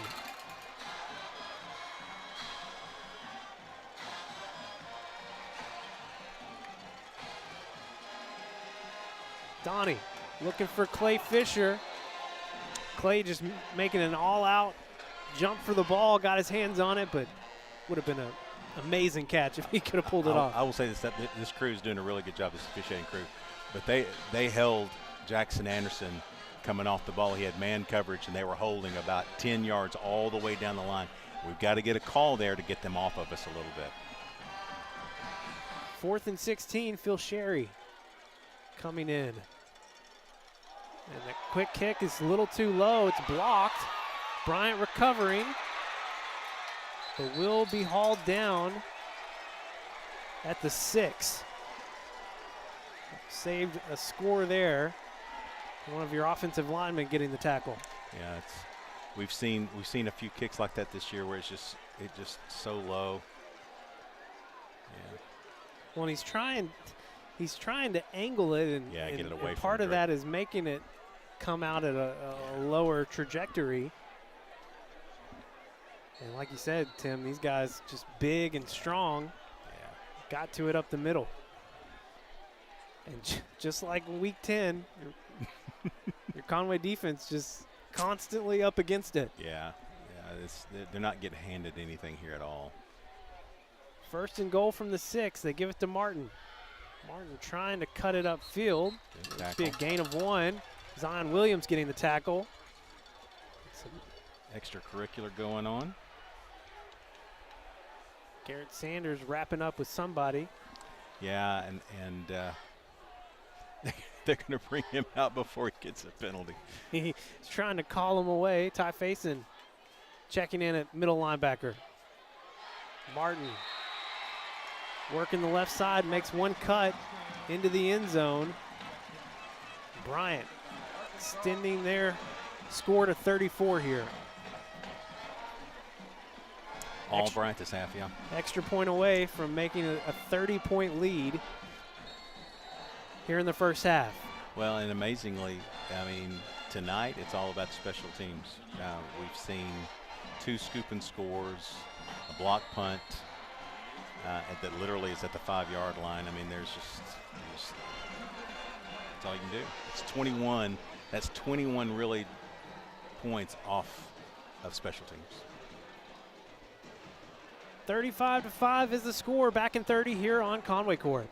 We so often anecdotally get from our customers, hey, we've come to your store and it just feels different. And they really have a hard time explaining why that is, what that is, how they feel that way. But I think our customers need to come experience for themselves and understand why Caldwell Cares means something here and why it feels different here and why we're here to help you buy a car, not to sell you a car. And that's kind of our approach.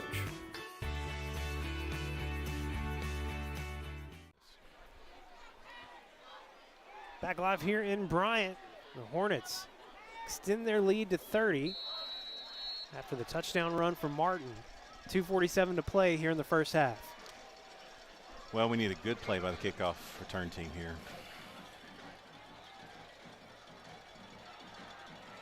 This is Jacoby Wade. He's going to be tackled back at the 15. Yeah, that's about hesitancy there. I mean, he didn't run. When he was faced with the contact, it was just like, hey, I just want to get down. Well, I mean, If I'm anyone on this kick return team right now, I'm just shaking. Yeah, we're just jinxed on it. And again, that's all Bryant. I mean, they are making the licks to pop the ball free every time. It's been a strong tackle to pop it free, and we just haven't handled the ball well. 1st and 10 from the 16. Donnie running it upfield, being gang tackled. Brandon Johnson, he took a hit right in the face mask. Yeah. Timeout Bryant. They're going the ball back. Who can blame them? They've had a lot of success, both defensively. They smell blood. Yeah. And you hate to say it, but they're 5 points away. Oh, I know. From putting this thing fully out of reach. That's what they want. They want to start the second half with that rule in place. We've got to keep that from happening. Now it's really kind of about that. It's about pride, and I mean, the game is still up for grabs. I'm not saying it's not impossible, but you want to make sure that you're finishing every play, that you are driving towards your goal when it's still available, and it is.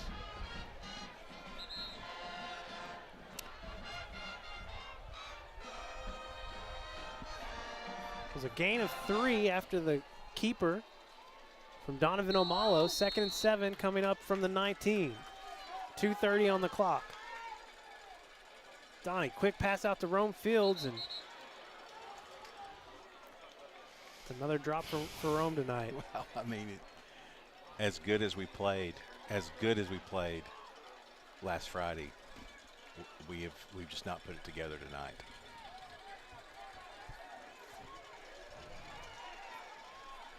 Twins stacked on 3rd and 7.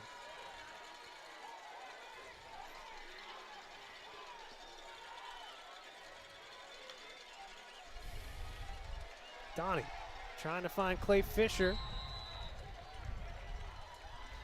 Like it's been all night, just well defended out on the boundaries. Well, he's having to throw it so quickly that our receivers are not even in their break yet. And so you have to, that's just a guess of if your receiver can get there or not in time. And I mean, their rush is throwing the timing off. Phil Sherry on again. His last punt was blocked. Get some more elevation on that one. Drake Fowler has just been so dangerous returning punts this year. He's going to take it all the way back inside the 10. So again, Bryant start another drive inside the red zone. This time, 1st and goal coming up. Yeah, I mean, it just made one guy miss, made the second guy miss. Good block, and just a great hustle play by Dez and by Chris O'Neal just to keep him out of the end zone. Well, 2:12 on the clock here in the first half. The Hornets up 30 points.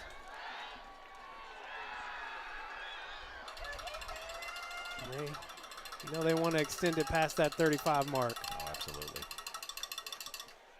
Give it to Ganaway. Ben Chandler making a huge stick in the backfield. Loss of 1. Yeah, good tackle there by Ben.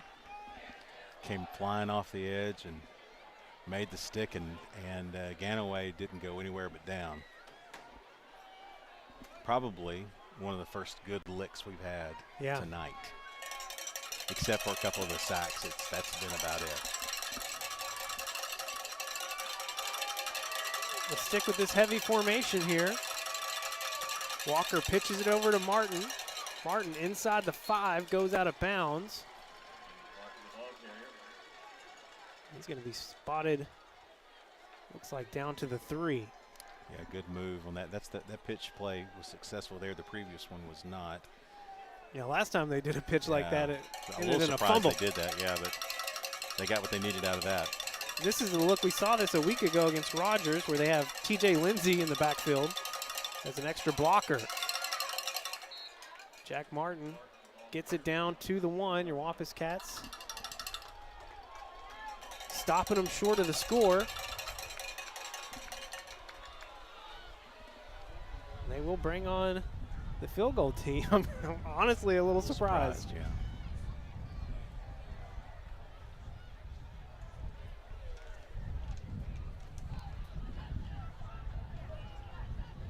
Jordan Knox is the holder.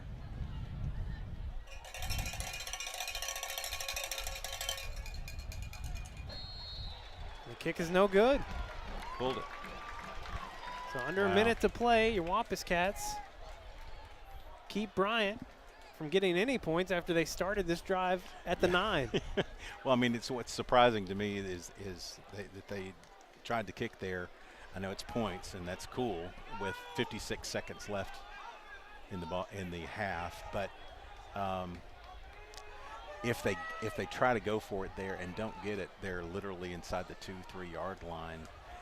Instead, we get the ball because the kick was deep in the zone. We get it at the 20. So it doesn't seem like there's a lot of gain there. The lead stays at 30. And Wampus Cats, 2 timeouts, 56 seconds on the clock. One last shot to do something here before halftime. Man covers again on the wides. Come back here for Chris O'Neill. Ball is tipped up into the air and it's picked off. Chris O'Neill making the tackle at the 30. First interception thrown tonight in the game. Well, it's not really on Donnie there. That's just a ball that he threw it on a rope. Chris just didn't make a great play on the ball, and it cost us. Haven't seen a lot of balls get tipped up high in the air for Conway this year. Usually they're coming in so hot that they just don't have a chance to get any elevation going. Well, we've seen some drops that we've not seen all year. I mean, there's a long list of things we haven't seen all year with this ball game. Just add that one to it.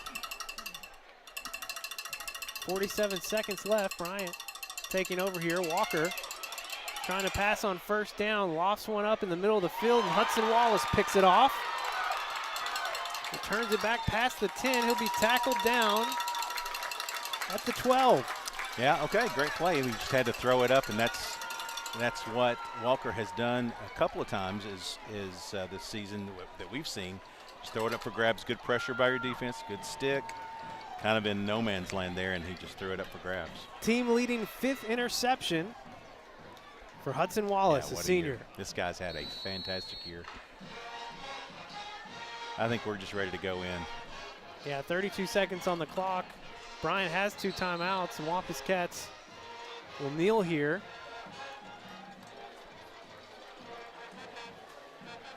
And the Hornets were happy to concede as well, apparently.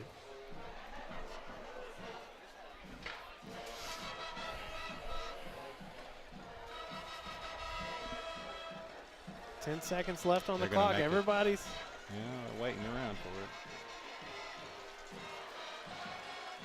Starting to see the Bryant coaches come off as well. And that is going to do it for the first half, and it has been brutal for your Conway Wampus Cats here in the first half on the road in the 7A semifinals here at Bryant, trailing 35-5. All Bryant. Yeah, I was going to say, you said it's all Bryant right now. All Bryant here in the first half. Conway Regional Health System halftime show starts here on Conway Corp. Conway Regional has been the community's hospital for more than 100 years, providing high-quality, compassionate care. As our community continues to grow, we're growing alongside you to ensure all your healthcare needs are met right here in Conway. Our award-winning team, led by board-certified interventional cardiologists and emergency physicians, delivers one of the state's best door-to-balloon times for emergency heart care when you need it most. So when you're facing a heart emergency, trust the care you'll find down the hallway, not down the highway. My name's Thad Harden, and I'm a doctor here in Conway. I'm on the Conway Regional Hospital Board and have been there since 2017. I also serve as the chairperson for the Arkansas Duck Derby. The Arkansas Duck Derby is a competitive duck hunting tournament that benefits the Conway Regional Foundation. We take local landowners who have donated their time and their land and pair them randomly with teams that have registered ahead of time. Those landowners and teams will get together and figure out where they're going to go and what time to meet up, and then they'll go hunt. When they're done hunting, they check back in, bring all their ducks back to Conway, and then we have random scoring. And then whoever scores the most points wins. The Duck Derby banquet is a banquet that takes place the night of the hunt. We'll have over 1,000 people there. We'll have live auction, silent auction, raffles. We'll have all sorts of things for people to do, for men and women and children. We'll be giving away over $10,000 worth of guns, truck, side-by-side, boat. We have the grand prize raffle, which will be a truck that's been camouflaged and lifted and all the bells and whistles for a duck hunter's greatest desires. At the banquet, we will actually finish the scoring for our teams to see who won. So there'll be some live action there, to some suspense to see who won the Duck Derby and takes home the cash. Pretty much, it's a great time for anyone that wants to come, hunters and non-hunters alike. So the Duck Derby benefits the Conway Regional Foundation. Most of the proceeds going towards the Men's Health Initiative. And the Men's Health Initiative is exactly what it says. It's a program that provides for the needs of men that just don't go to the doctor. And I'm really excited. This year, we're going to help fund 2 new programs through the Conway Regional Fitness Center. One is called Rock Steady Boxing, which is a program to help patients with Parkinson's disease. And the other one is a program called Script to Fit, which is a prescribed program that is provided by the fitness center that is more than just therapy or a nutritionist. It's all encompassing, and it has a program or a track for diabetes, for cardiovascular disease, for deconditioning. So it's a total plan to help get the patient back where they need to be, and the foundation is going to help pay for that and significantly reduce the cost burden to the patient. Men's health is really important to me because as a man, I've seen what happens when men don't take care of themselves. I've seen primary care patients come in to see me in my clinic, and they're too far gone. There's nothing we can do for them because they didn't do what they were supposed to. Statistically speaking, we know that women outlive men by about 4 or 5 years, but we also know that in a recent study, the average man was defined as living in poor health for the last 9 years of his life. That's why it's so important to have a primary care physician to take care of yourself, because if you can't take care of yourself, you can't take care of the people around you. So the most important thing that I could tell a man to do is to find a doctor. That's step 1 in all healthcare, is to find a doctor and find a primary care physician that you trust. There are lots of them here in Conway. Find one that you get along with, that you can talk to, that you trust, to take their advice, because that's the person that's going to find high blood pressure, to make sure that you're getting your screenings done, to make sure that you're up to date, to make sure that you're healthy. The Duck Derby is a great way for people to enjoy themselves, to have a great time, but it's also a great way to get involved in the community. We have cash sponsors. We have donation of items for our auctions and our raffles. We need landowners to donate land so that we can take more teams. The more teams we have, the more fun we have, the more money we raise. And all of these things pour back into the foundation, which pours back into our community. There are lots of needs that can be met. All you have to do is get in touch with the foundation, and we will find a place for you to get involved. So if you have any questions, just get on the website or go talk to the foundation. Once you've signed up, or even if you don't, be looking for more information, and the banquet's always going to be the first part of January. We hope to see you there.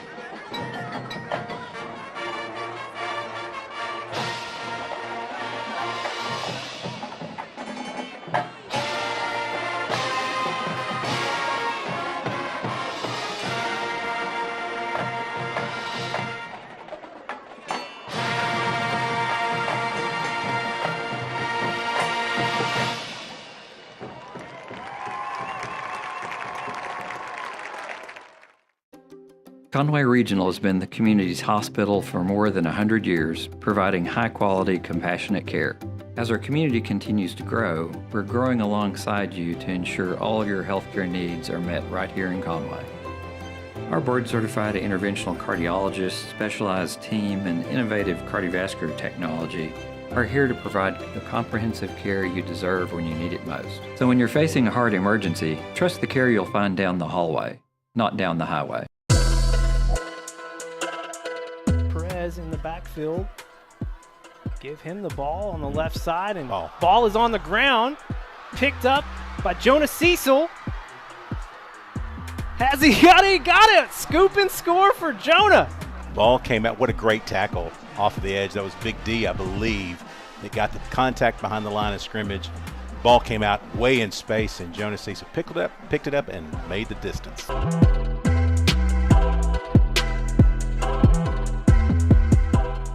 It's blocked by Wade Simpson. Wade gonna pick it up and take it home. Touchdown, Conway.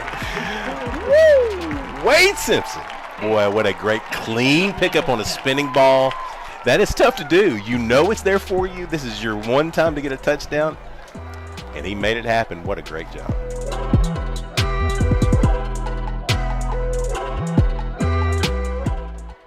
Give it to Boogie. Boogie, spin move, juking out everybody and taking it 15 to the house.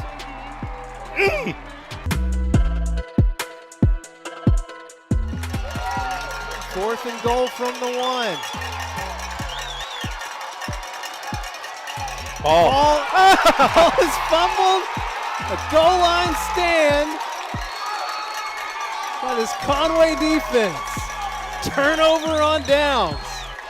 Oh my God, what an amazing stand by your defense. That's 3 series down there, and they've come away with 3 points. Please be a wake-up call. We got to get something going here. Give it to Jalen Chambers on 1st down, and Jalen wakes up your Conway offense. Past the 40, still on his feet. He will not be caught. Touchdown, Conway. 67-yard score for Jalen Chambers.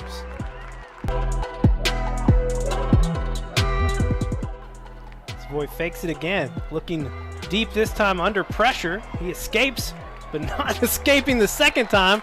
Preston Prock with the sack. Savoy looking to his left. Flushed out. DeMarkel got contact first, and then Preston Prock getting his 2nd sack of the night. Savoy gonna keep it here. Yeah. Kesey Stuckett says, no, no, no, no. Yeah, there's none for you. No soup. Northside will start this drive in the second half at the 20. And pressure again for Savoy. He escapes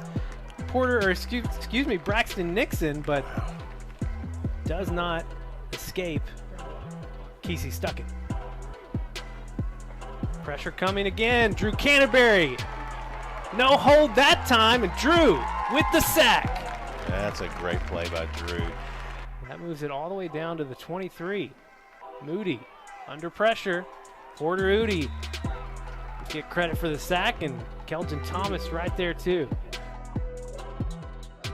Grayson Allen coming in on the blind side. Mason. 6 sacks for this defense tonight.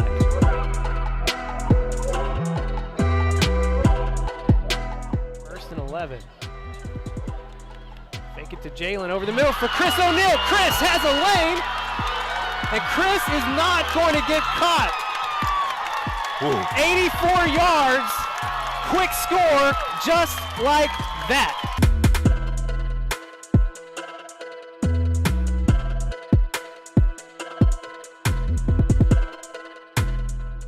And he's picking it up here at the 50.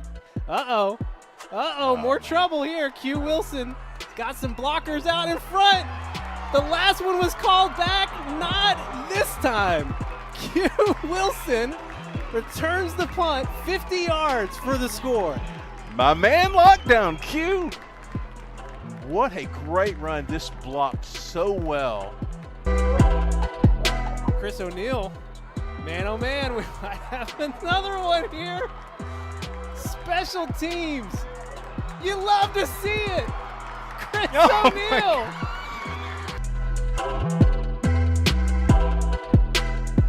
Empty for Donnie. He's looking to his right, lofting it up for Boogie Carr. Boogie, such body control, turns around, hauls it in. First and goal coming up for Conway. Oh, that was a sweet back shoulder catch by Carr. What a great throw, my gosh. Brings up 3rd and 6. They give it to Boogie again. What a block right up the middle. Boogie cutting it back across the field. Still on his feet down to the 25. Who had that block? That Cole was dirty. Williams. Oh, that was absolutely a pancake block. My goodness. Give it to Boogie on the delayed handoff, and he's got a wide open lane right up the middle. Boogie Carr will not be stopped. 49 yards rushing for Boogie Carr, his 3rd score of the night. Adrian is 2 for 2 on field goals tonight. This one will be spotted at the 22. So a 32-yard field goal upcoming for Adrian Mejia.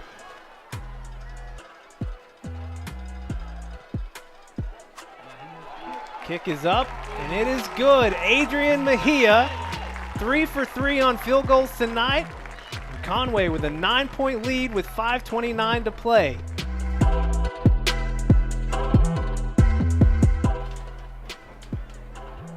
Donnie trying to extend the play, looking in the back for Chris O'Neal.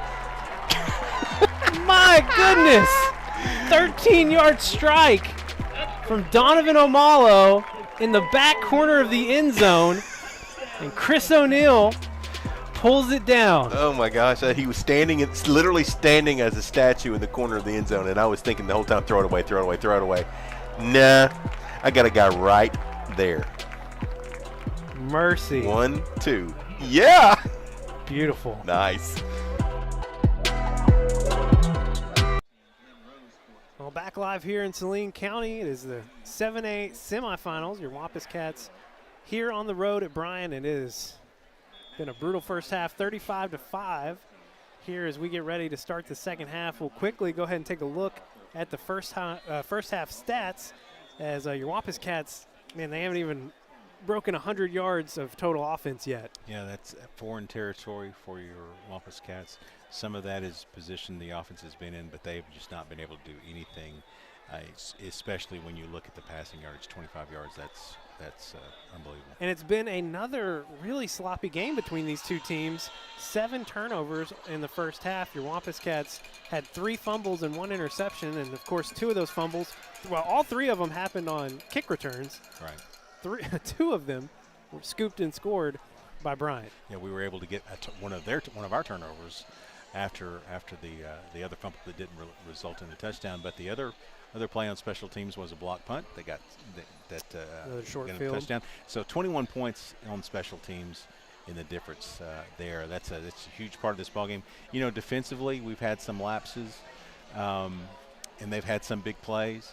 But really, our defense has played pretty well. You know, if you take away the 21 points from special teams, it's what is that? It'd be 14-5, which was what the score was after we got the safety. Yeah. Where that boy, second kickoff fumble return for a touchdown. Amazing what that one play did in terms of just changing the entire dynamic. You saw our players just almost just crumble with that switch, and it was a tragic time. Donovan Omalo carried the ball 13 times in the first half for 54 yards. He's the leading rusher in the first half for your Wampus Cats. Well, they forced us into being one-dimensional on offense. We're not able to throw the ball, obviously, with 25 yards passing. We're not able to really run with Boogie Carr or Chambers. So the only play that's working is look like we're going to pass, and Donnie tries to run it up the middle. And when you do that, they're okay with 6, 7, 8 yards, maybe sometimes 11 or 12, because they know it's going to wear down your quarterback to where he's not going to be able to throw, not going to be able to make a pass, and they're going to still shut down the run. So they've done what they needed to do. Your Wampus Cat fans have traveled so well all year long. Yeah. They have showed up big time here tonight on the road again at Bryant. They've been loud, but man, they just haven't had a whole lot to get excited about, especially in that second quarter. I mean, they showed up.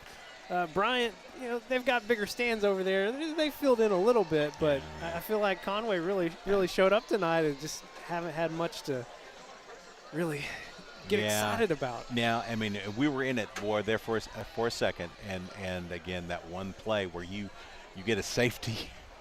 You've now got 5 points to their 14 after an onslaught at the first of the game. Now you've got a safety on a block punt, and your kickoff return is already at their 45-yard line. Look like we're going to be about their 40.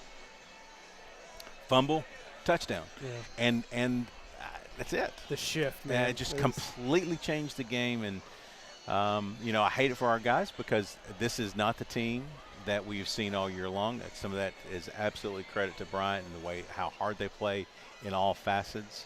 Special teams, they've been a big difference tonight. But, our guys have not quit, and that's the mark of. I mean, Coach Fimple and his coach staff, they're not going to allow that, and these guys don't want to allow that. And here's what we do know is your Wampus Cats, because they deferred in the first half, they get the ball to start here, so they have an opportunity to try and get the ball down the field and put some points on the board and keep Bryant from getting the ball back, which then they will have a chance to invoke the mercy rule. Yeah, no, don't want that. And it's definitely game over at that point. Yeah. It's a long road as it is, and that'd make it worse. Deep kick here from Fuller. Jacoby Wade taking it inside the 5. Makes a cut out on the far side. Gets it just past the 20. Wampus Cats will take over, say around the 21 or 22. Brian had a defender a little slow to get up there. Yeah. So now you've got the ball, kind of where you were hoping, really, with us having the ball rather than Brian after a kickoff. But you need to be able to move the ball here. Just try to make some first downs. Conway will start with twin stacked here. Set up a screen pass to Boogie Carr, and Boogie hit immediately by Jalen Brown. Yeah, that I thought we might see some of the screen passes, and the only problem there is that they are so fast at the linebacker spot that it's an easy read for them. Loss of 1 makes it 2nd and 11. Donnie had a pump fake and then shot it out to Jackson Anderson. Jackson just I don't know. Unaware. I don't even know that he was facing Donnie, but I just don't know that he expected the throw to come, and it got at him so quick. Send Boogie Carr out into the slot. It'll be empty for Donovan Omalo. Yeah, they're going to be coming here. Full house. 3rd and 11. Donnie looking to the sideline. Gets the call in. Donovan slinging it across to Rome Fields, and in and out of Rome's hands. Brings up 4th and 11, and Phil Sherry on to punt. This will be his 6th punt of the game. A whistle and stoppage of play. I'm not sure what for. All right, we're starting again. So it's a 3 and out for your Wampus Cats. Nice punt here from Phil Sherry. Drake Fowler has a little trouble bringing it in, but once he does, doing Drake Fowler things all the way out to the other side of the field. And Bryant will start this drive at the 36. He does such a great job of getting out on the edge. I mean, he literally sprints to the outside edge and beats us on either boundary, and they start on our side of the field. Yep. Spotted at the 37. The Hornets, hate to say it, but up 30 points. You really need to get a stop here from your defense to keep it from the sportsmanship rule being enacted. Jack Martin being tackled from behind by Preston Prock. Yeah, great job by the defensive line on the backside there. That Preston came from his edge, followed all the way down the line of scrimmage, and really no gain.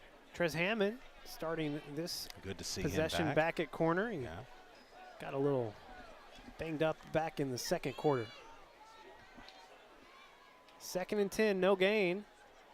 They fake it to Martin Walker, keeping it. Trying to work that right side. He's going to pick up 2 or 3 here. Good backside again. Pressure from that time from Big D. Also Wade Simpson in there.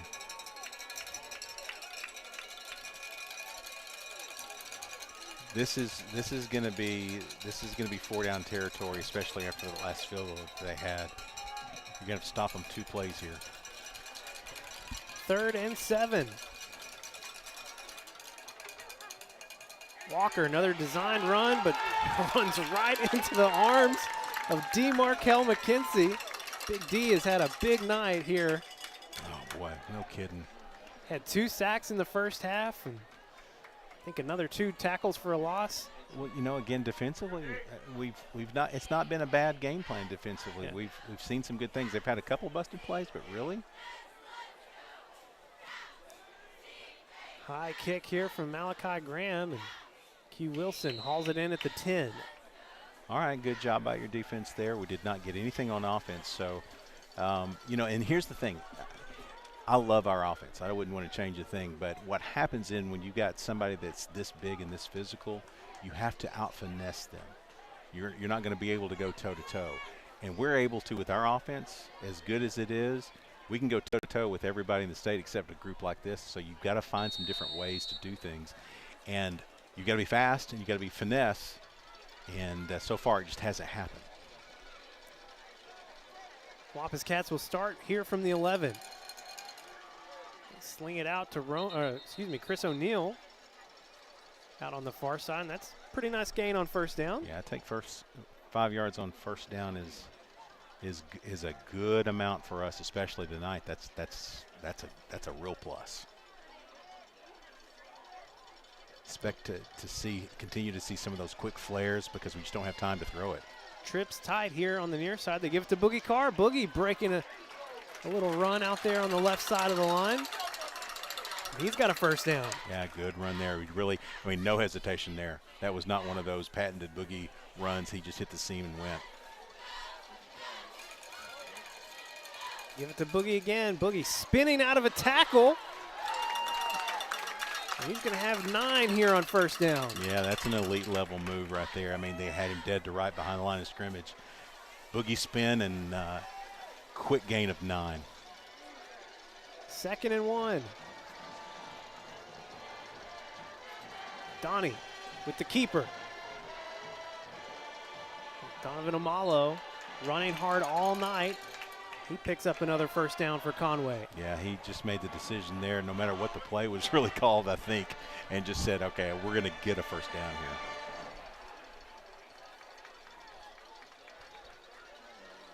Trips tight again here on the near side. They give it to Boogie. Boogie plants his foot. There's a flag coming in out on the far side of the field near the 35. Umpire that's going to be more than likely holding. Could be a face mask, but probably holding.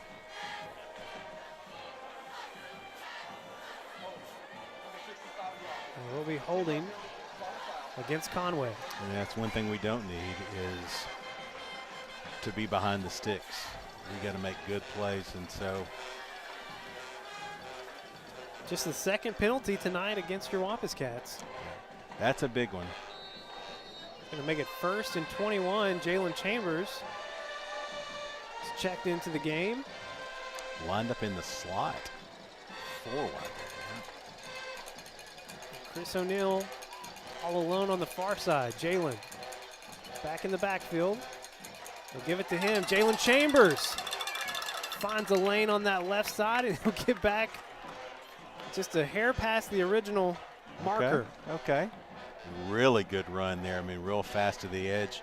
Took Johnson, and Johnson had to slinging, but he still got more yards after the contact. 2nd and 9. Donnie. He's going to throw that one out of bounds.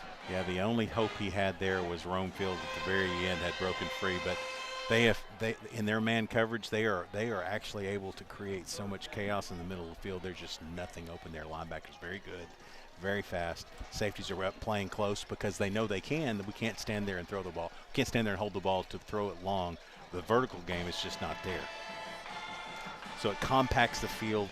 Everything is within about a 13-yard range. 3rd and 9. Donnie trying to step up, slings it over to Jalen Chambers. Jalen lowering his shoulder out on the far side. He gets it to about the 40.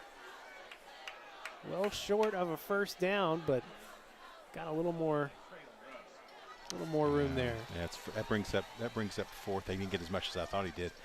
Brings up 4th and 8. Too far. Phil Sherry comes on again. Low line drive kick over here on the near side. Drake Fowler will not have a chance to return it. Your Wampus Cats will spot it down at the 26. It's a decent punt. I mean, you don't like it that low. There are a lot of things can happen, but it did force no punt return, which is a plus. I mean, this guy has just been killing us. Goodness. Not only tonight, he had 2 big punt returns back in week 10 when we faced him. And it just, you don't want to give Bryant a short field, and it seems like they're always finding ways to get a short field. Yeah, it's just a sign of a really good team. I mean, they're just really a good team. So 7-11 here to play in the 3rd quarter. The Hornets take over at the 26. Walker looking to pass here on 1st down. A flag coming in against Hudson Wallace, who was covering Torian Singleton. Yeah, I got there a little early. I agree with that call. And had he not turned him on the hit, that probably doesn't go down, but he did, and that's a good call. Singleton, no catches tonight. He only had 1 catch back in week 10 for 6 yards, and he's their best receiver by far, but Conway defense, they've been able to lock down good receivers on the year. So far this year, yeah.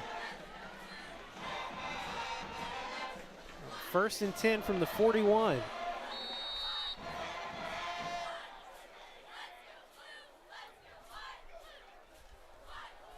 Give it to Ganaway on 1st down. He's going to get right back to the line.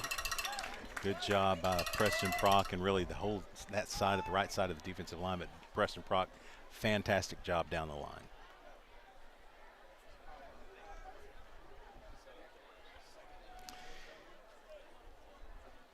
Slowing down, and I mean, Conway is right now we're not able to extend and go deep offensively.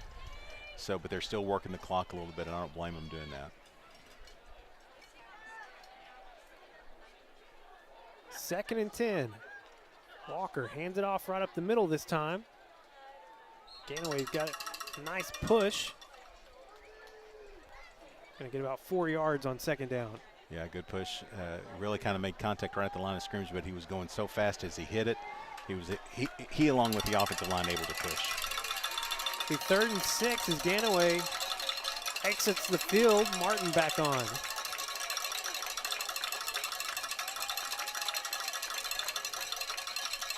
One of those cases, I was going to say one of those cases where they're working the clock a little bit. That's good. Might seem pull it back to throw here, but again, RPO is really the main gun here. Ball at the 45. They give it to Martin right up the middle. And he stopped short of a first down. That had a look of they're going to go for it on fourth down kind of a play, but they're not. I mean, listen, I mean, Bryant is well coached and their coach is smart. I mean, he's okay with going toe for toe back and forth, no scores. Beautiful punt here from Malachi Graham. And Rome Fields hauls it in back at the 13. Another long field for your Wampus Cats. Well, surprisingly, shockingly. Great job by the defense, though. I mean, again, kudos to the defense. Like to see some things happen offensively. We've got to figure some things out. I mean, they're just so fast and big on defense. It's been hard to get anything going. I think one good drive tonight. Pretty much it. Yeah, I mean, well, we got down inside the 10. Ended that drive with 3 points. They swing it out to Boogie Carr, and again, Jalen Brown. That's 2 times they've tried to get it to Boogie in space, and Jalen Brown has just been covering him so well. Well, there's a game plan there that you can just read on when Boogie's in the slot or if he's off the edge. 2 has got him locked down. They get it out to Jackson Anderson. He's got a lot of space in front of him, and he'll pick up the first down. All right, so this is the kind of thing that we saw at Cabot. Yeah. When they were pressing so much, we release vertically, get everything cleared out, and the open spot is in the flat. Jackson's second catch on the night. They get it to him again. Here on the near side, turns it upfield. He's going to have about 7 or 8 yards on first down. Just kind of keep doing it until they stop you. It'll force them to play up a little bit closer. Donovan Amalo keeping it, pulls it out of the arms of Boogie Carr and slides down after picking up the first down by about 5 yards. Now that's the way to do that. You're going to go out. Don't take that hit and get the extra 3 yards. Go ahead and get your first down and get down. Conway increasing the pace. Donnie going to the other side, finds Chris O'Neal. Chris makes a move back to the middle of the field, still on his feet. Past the 45, another first down for Conway. What Chris did there is something we have not seen tonight. That's he came back for the ball. He reached back for the ball. Awesome job. Donovan with time over the middle for Rome Field. Rome flies into the air, pulls it down. There's a flag back near the 15. That is the first catch of the night for Rome Fields. Wow. Great job to high point the ball there. Don't know what the call is. Is that one over there on the 40 as well? It does look that way. Illegal substitution by Bryant. All right, so it's the same call. One guy called it from back here, the other guy called inside. Well, that's the tempo finally getting going. Got him in a switch, that's right. So Conway all the way down to the 14 now after the big reception by senior Rome Fields. Chris O'Neal in motion. Donovan stepping up. Going to have to keep it. He'll get inside the 10. Nice job. This is a really, really good drive by your offense. Things that they haven't done previously. Good runs, excellent catches, good routes. Second down, they give it to Boogie, and Boogie working his way, trying to get out of the tackle. Somehow got back to near the line of scrimmage. That's a great run just to get there. I mean, 51 was on him in the backfield, and he rode him all the way to the line of scrimmage. 3rd and 6. They give it to Boogie again. Boogie coming back to the near side. Thought he had a little bit more of a seam, but he stopped right around the 7. Yeah, boy, what a great run by Boogie. I mean, that was very impressive just to get to that spot. 4th and 3. Ball down near the 5. Conway faithful coming to their feet. They give it to Jalen. Jalen makes a cut back into the middle. Falls forward inside the 5. Looks like he's going to be marked at the 4. That's close.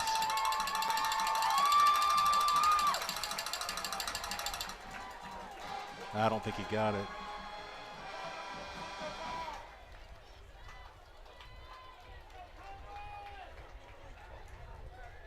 Timeout, they're going to measure it. Man, I don't know. I don't know. That's really, really close, but I just don't know. The most impressive drive that we've seen from Conway tonight, and you just want it to Yeah, have I just a don't few think more it is. plays. And Ooh. Wow. first down. Oh, Wampus nose Cats. of the ball. Oh, chains were short. Gonna make it 1st and goal now from the 4. Great push by Jalen. Chambers will stay on the field here. Rome Fields, Chris O'Neill out on the far side.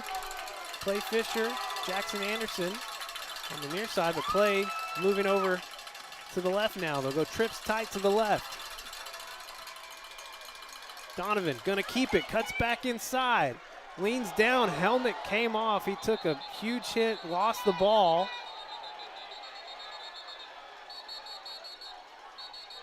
Gets up on his feet quickly. Sherry will need to come in unless you want to take a timeout. I think they're gonna say he was down before the ball came out. Yeah.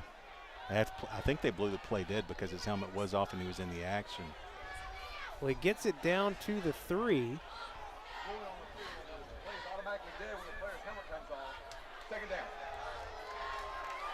I think he was down anyway, to be honest with you. All right, Phil Sherry's in now. Sherry can run the ball. He's a guy, he's a tough runner. He's a tough runner. 3:01 to play here in the 3rd quarter. They bring it all in tight. Heavy formation. Give it to Jalen Chambers. Jalen right side. Touchdown Conway. Good response there. Great response by your offense. That was a seam. Best space we've had all night. Wampus Cats showing some pride here late in the Nice. 3rd quarter. Watch this move here. Great cut. Right off a cue. Nicely done. Senior Adrian Mejia comes on for the extra point.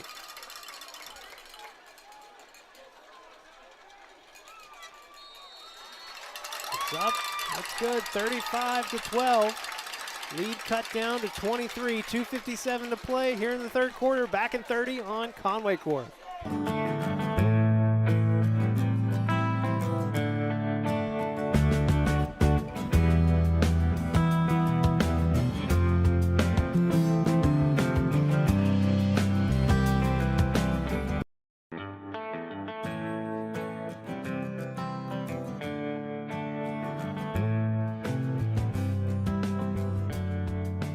Thank you for your business.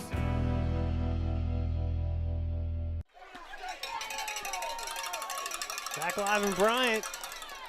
Conway. It's not going away here in the 2nd half. They get their first touchdown of the game with 2:57 to play after an official measurement on 4th and short. Wow. Conway drive kept alive inside the 5. Well, I mean, and it was a great push by Jalen Chambers, and then he finished it off with a touchdown run. Excellent job. Adrian Mejia going for the onside kick, and Malachi Graham wisely, smartly falling on it. Bryant will take over at the 49. Okay, so you don't get the onside kick. Okay. But now you've got to turn around, and the defense has played well. You want to see that continue. You got. I mean, you know, they've got such good receivers. You hate to say this, but you got to force them to throw the ball. Yeah. You got to have Walker trying to hang out in the pocket, and because we've seen some really good pressure by Big D, by really the entire defensive line at times has shown some pressure. A handoff on 1st down.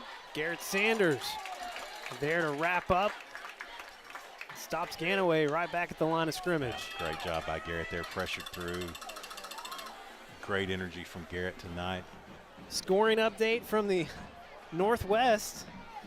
Bentonville up 12-0. 5:46 to play in the 3rd quarter over Cabot. It's a weird score. It is weird. Not how. If you told me the score was 12-0, I don't know. I would have thought Bryant or Bentonville would have been on top, but down here, Bryant is slowing the ball game down.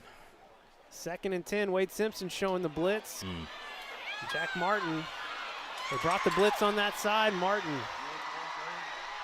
runs to the same side, or just all kinds of space. Yeah, 51 yards for the touchdown. They caught us on a blitz on the outside, and once he popped into the scene, it was absolutely over.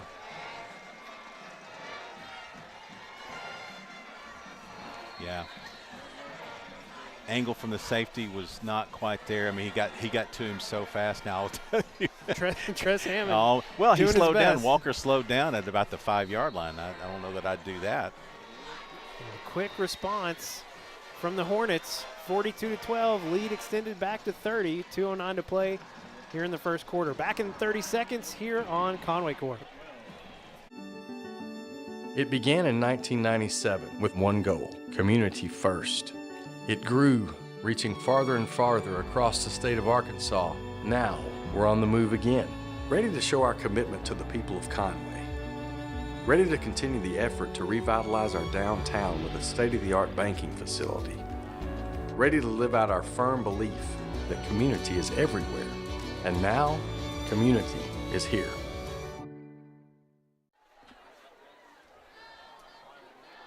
Turn live here in Bryant, and man, Wampus Cats finally get something going on offense, score their first touchdown, and then the Hornets come back with their own haymaker. Yeah, I mean, it's just, yeah. See, and they've done that's what they've gotten. They've gotten this. We busted a few plays defensively, and that's cost us. It's going to cost anybody, but.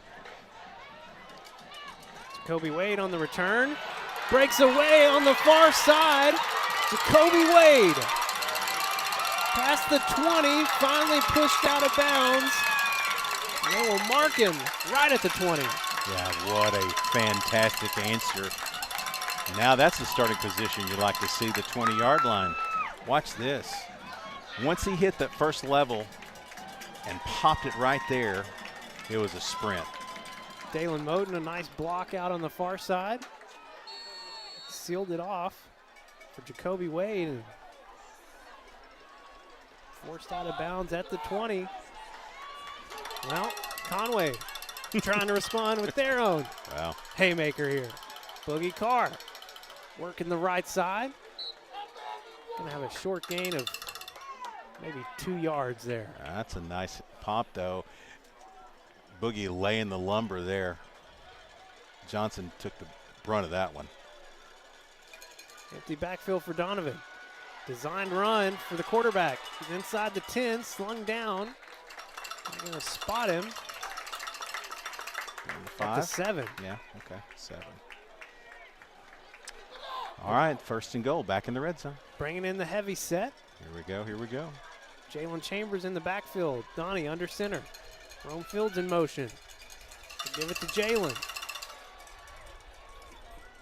Yeah, they jumped that. He got 2 yards out of that. I don't know how he got that. They just twisting and turning. They jumped that. That was good defensively by the Hornets. The Hornets have a player down near the goal line. Can't really tell who that is.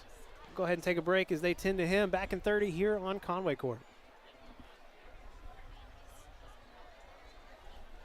From day one, Centennial has been there for the people of Conway, the people that teach us, protect us, guide us, and work to make Conway better every day. That's why we've donated over $5 million to local organizations and causes, and we have the same commitment to serving you for life's milestones and everyday moments. Centennial Bank, proud to call Conway and Faulkner County home.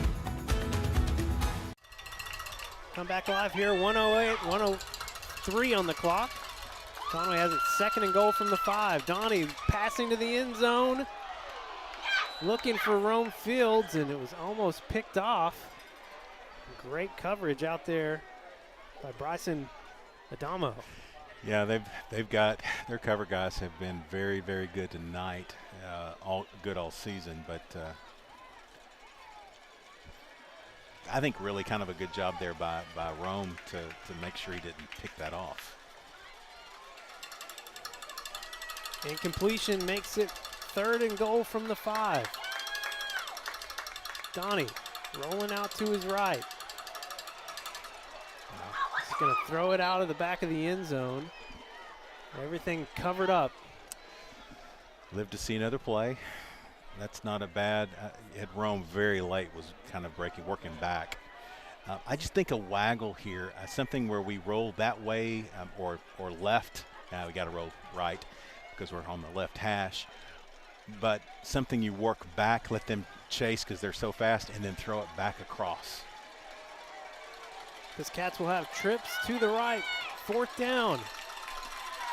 Inside a minute to play here in the 3rd quarter. Jackson Anderson in motion. Donnie stepping up. Trying to lean forward. I'll give it to him. He's going to be stopped at the 1.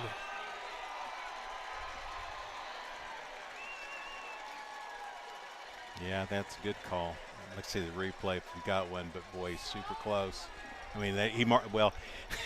So I could probably argue it both ways. I mean, they literally marked the ball at the goal line. I think his knee was down, though, before he could lean forward. Yeah, it's good. Definitely a good call. And it's about the only option, though, for Donnie. I mean, he made the right call. He just that team speed defense there from the Hornets. Can't throw it anywhere. The fill in, especially when it's so compact right there.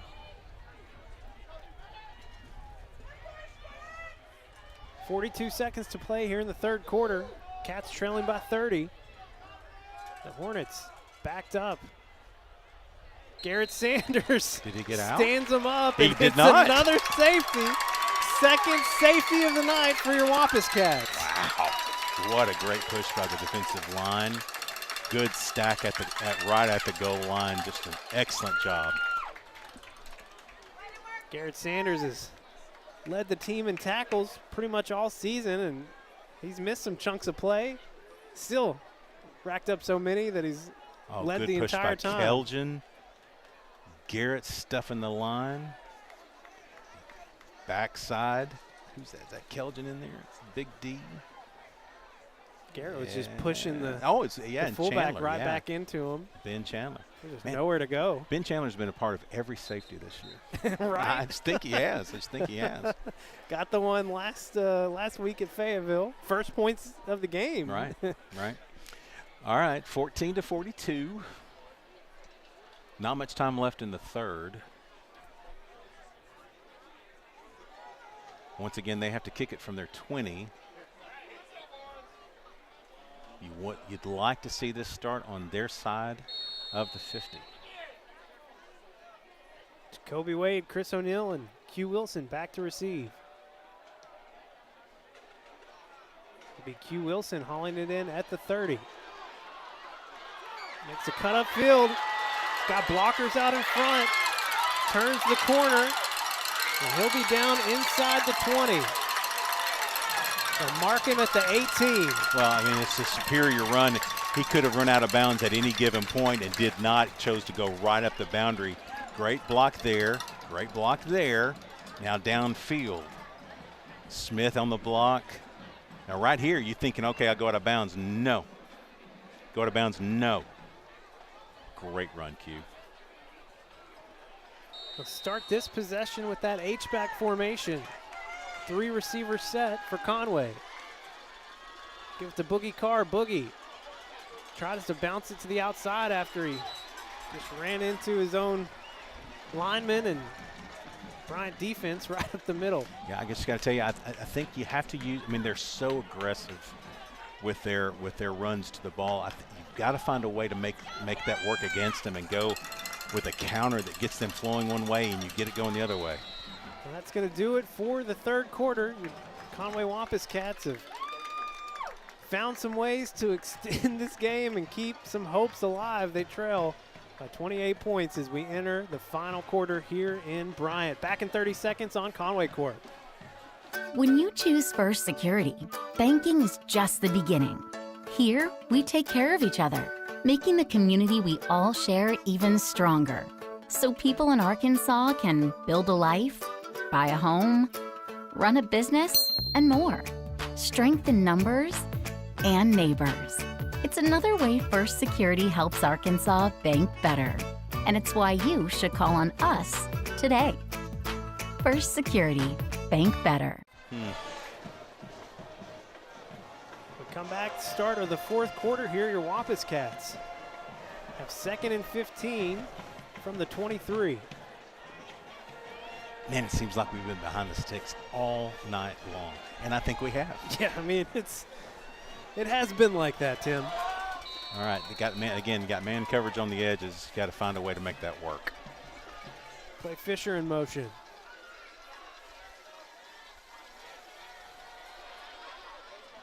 Donnie's just going to throw that one away. Yeah, I needed Clay to try to figure out a way to work down the field a little further. There was just nothing there. Going to make it 3rd and 15. They've had a few opportunities here in the second half. The last drive, they got it literally all the way down to the goal line. To the 1, and couldn't get any points out of that. Going double stacked.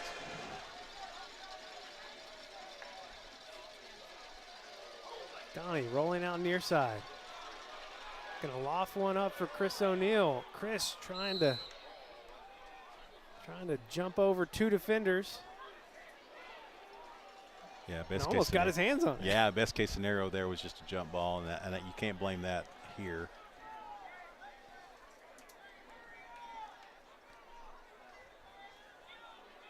Having to come back over the top, man. He almost got it. Yeah, 4th and 15. That's the toughest of plays, especially down here close to the red zone. Everything's a little bit more compact.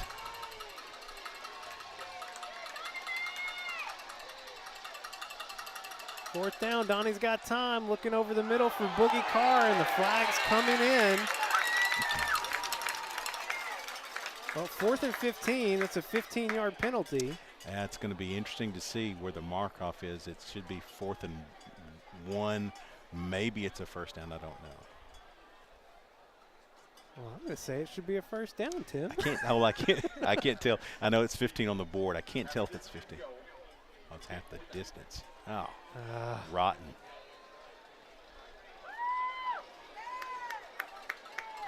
Well, I hate that. Well, moves it's it more up. manageable, I guess. It's going to move it, all the way to the 13? So Yeah. 4th and 4 now? Yeah.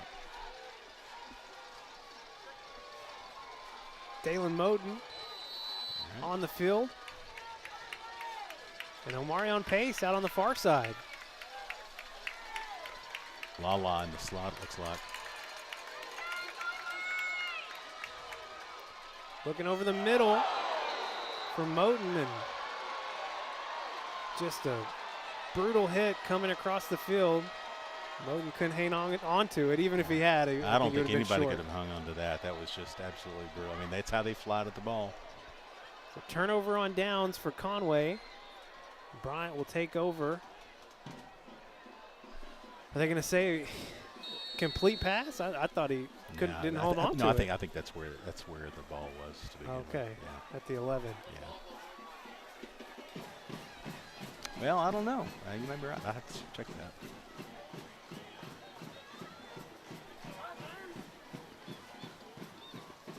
Bryant starting with a fake handoff here, and then find Carter Ratliff for the first time. He was a problem back in week 10 and hadn't been heard from until just now. First catch and deep over the middle. Q had great coverage, but he's just so big, and he cut in the front. Just a well-thrown ball. That's well executed. Not much you can do there. Hornets up 28. Score here would enact a running clock for the rest of the way. Pitch out on the far side to Martin. Well defended out on the outside boundary. Yeah, Porter Udi and Hudson Wallace coming up from his safety position, limiting the yardage there to just a couple of yards.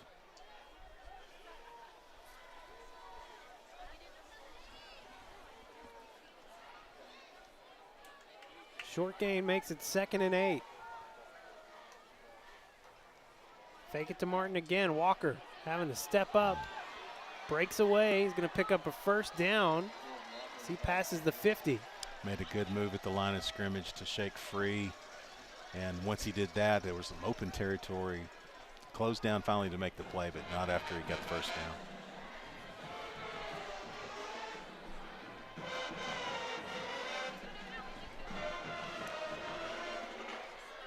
Kelgen coming in for Big D.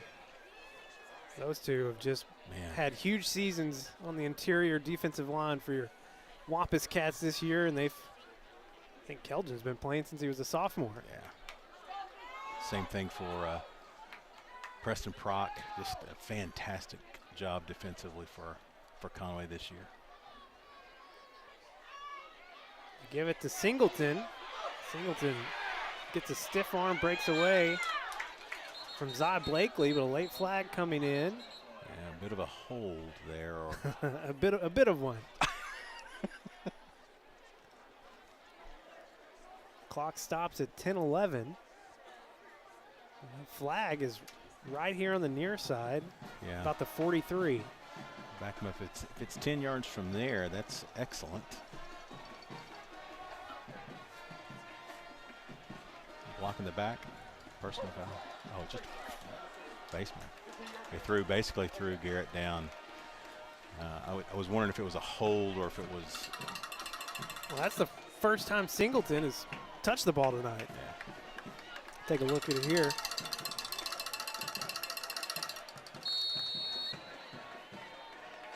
Oh, they're calling it on Singleton. Oh, yeah, it's blindside block. It was really a blindside block is what it was. Oh, I thought they called a face mask. Well, they did, but I mean that was a blindside block. I think that's where the call was. In any event, it's first and forever now. They swing it out to Ganaway. Ganaway's so fast out there, still on his feet, cutting it back to the middle of the field. And finally, Q Wilson takes him down right at the 50. Man, such a chunk pick back up on first down after the huge penalty. Yeah, that was a touchdown saving tackle, by the way, by Q. Brings up 2nd and 11. You had it, first and about first 30. and 32, I think. Yeah. Now it's, man. Man, he is some kind of fast, that guy. He's having some wardrobe issues. They got it all squared away. Give it to him again on 2nd down, and what a tackle in the backfield. Preston Prock. Another tackle for a loss for Prock. Yeah, great tackle there. Backside. Real solid tackle, especially after that big long run. Brings up now a loss of 2 there. 3rd and 13. Again, they're going to work some clock. We've shown some success here in the second half, and they don't, it's again a great decision by their coaching staff just to play it like this. You don't have to go fast, don't. Under 9 minutes to play in the game. 3rd and long. Conway bringing the pressure right up the middle. Dump the pass out to Ganaway. On the far side, a flag thrown right back here near the 44, right in the middle of the field. Yeah, that's in the area of holding. We were getting some pressure to him. It was more of a, which is surprising because it was kind of a screen, a little bit of a dump of a screen pass.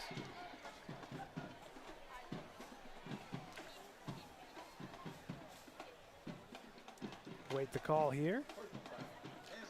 Oh. That's going to be on your defense. Okay. Wow. That penalty on Garrett Sanders. Ty Faison checking back in. That will be a first down.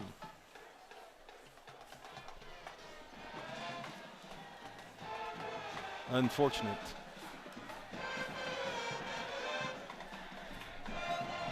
Conway has tried so hard here in the second half, trying to keep it away from a 35-point margin, and Bryant having really their first successful drive of the second half here. Walker looking to pass, and he is just sacked so quickly by Wade Simpson. Yeah, Wade a little bit checking up here.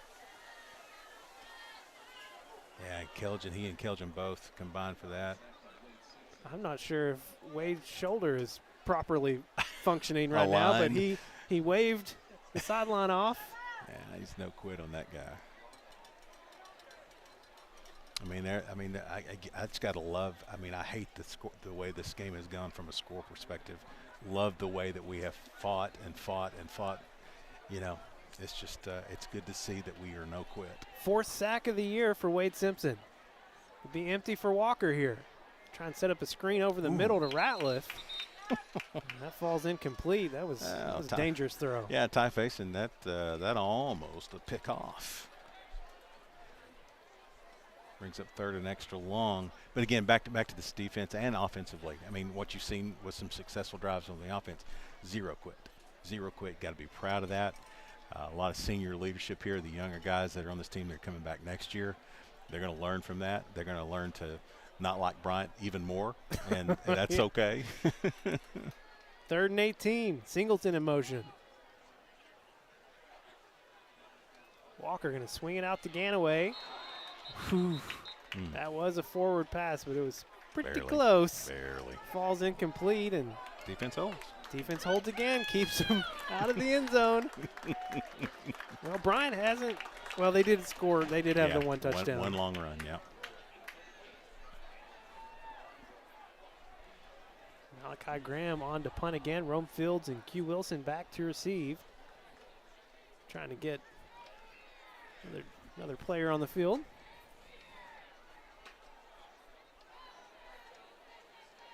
Conway trying to get back there. Q Wilson. Yeah, he was down. Yeah, he got it back. And we'll mark him at the 10. No, he got it back. So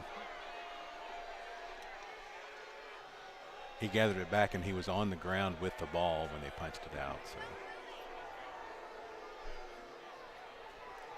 he got it back. You're already on the ground. You can't get up off the ground in high school football. Yeah. It's just a thing. It's a rule that everybody has to play by, even Bryant. 7:30 left here in the game. Conway takes over at their own 10.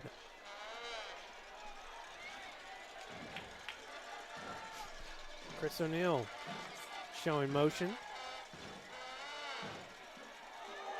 And hand off to Jalen Chambers. Jalen couldn't get any forward progress. Yeah, backside tackle there by Johnson.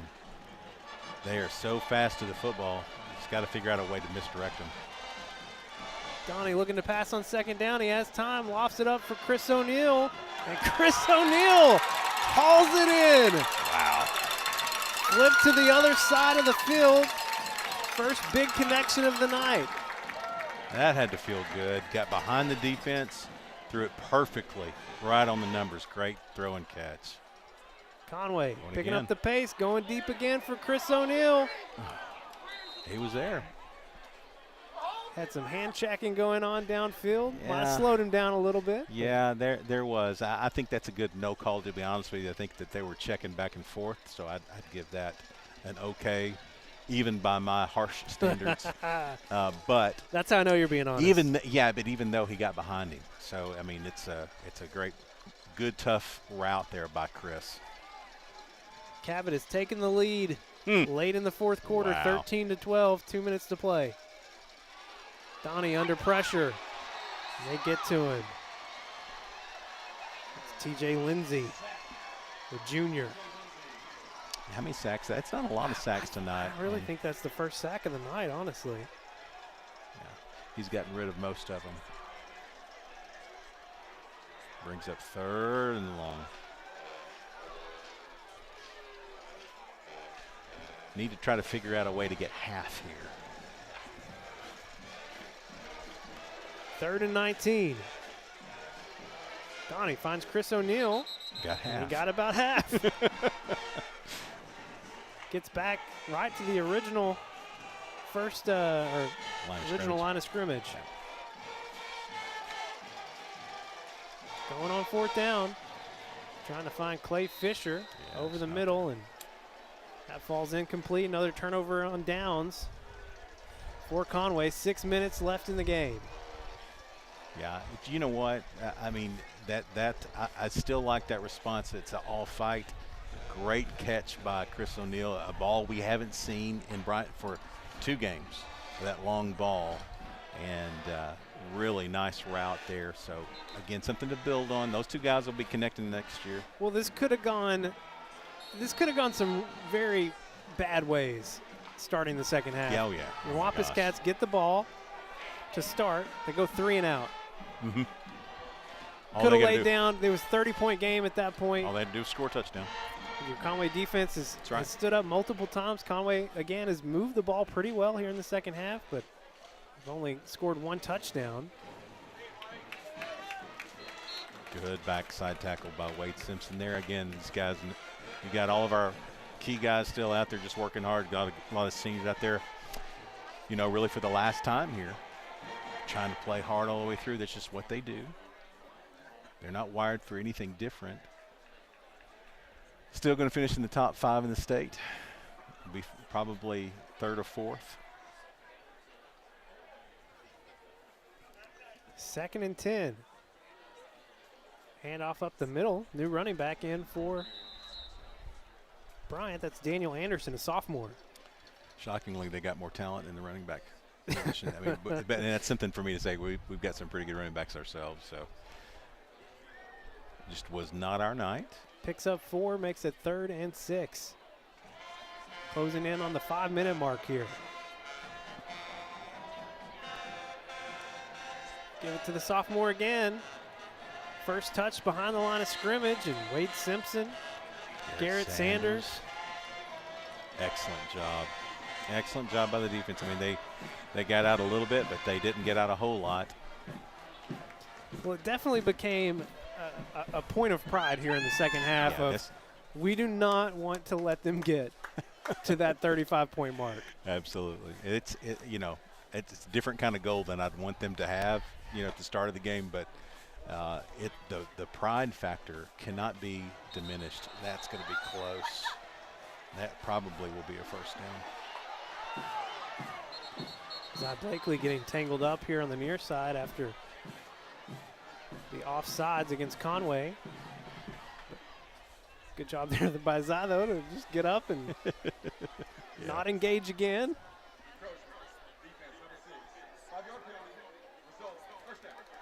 Will be a first down, though, for the Hornets after the penalty.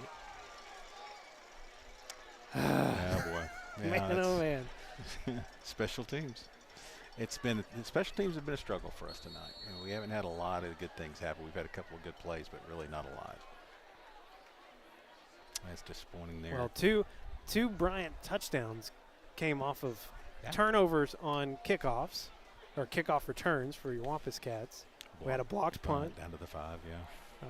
Bright spot on special teams, though. Adrian Mejia, senior, got a field goal tonight. Great return from few good returns. Jacoby Wade had a good return. Yeah. Q Wilson had a good return. Yep. Garrett Sanders getting what may be his final tackle of his Conway career here. He might get a few more in tonight. 4 minutes on the clock. They'll work the clock. Maybe a little bit.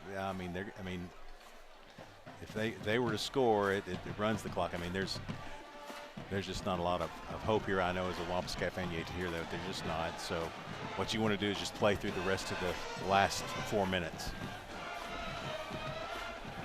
3:48 to play. 1st and 10. They give it to Martin. Right up the middle. It's going to have a short gain. Conway defense playing through the whistle. Yeah. And not a hair longer. Well, I mean, listen, you're not maybe gonna, a hair longer. But you're not gonna not play completely. I mean, that's how we do it. And make no mistake about it, Bryant's playing just as hard. I mean, they're doing running plays just to do what they do, but they're wanting to score. They'd like to see a mercy rule enacted. Swing it out to the sophomore running back, Anderson. Trying to cut up field. It's going to have a short gain, but it's going to bring up 3rd and 5. We're under the 3-minute mark now. Good sprint out there by your defense just to make that play kind of extend all the way to the boundary.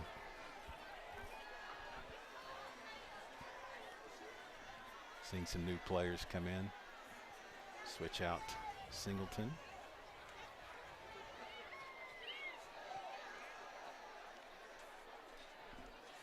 3rd and 5 from the 28. Pitch it out to Anderson on this side. He's slowed down by Preston Prock and then closed in on by Cy Blakely. Yeah, good job just to create some havoc in the backfield by Preston there. Given time for your defense to come and rally. No gain. Be 4th and 5. Bryant going to keep the offense on the field. We've hit 2 minutes to go here in the game.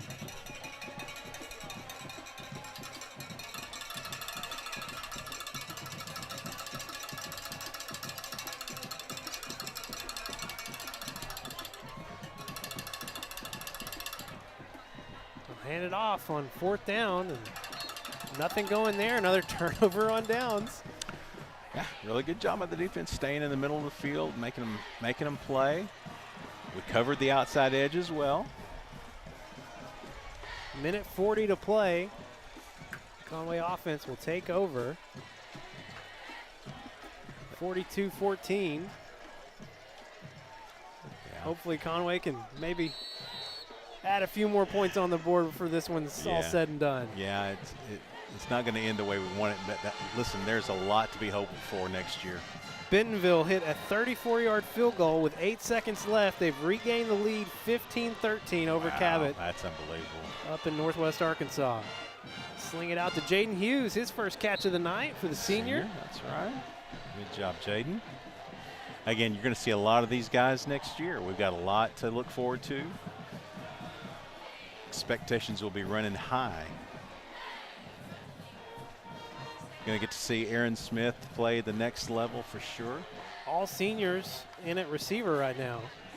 And they give it to Lala Smith. Lala right up the middle, past the 50. Lala creating a little spark here. His first carry of the night. Another senior. Great run right there. Nicely done.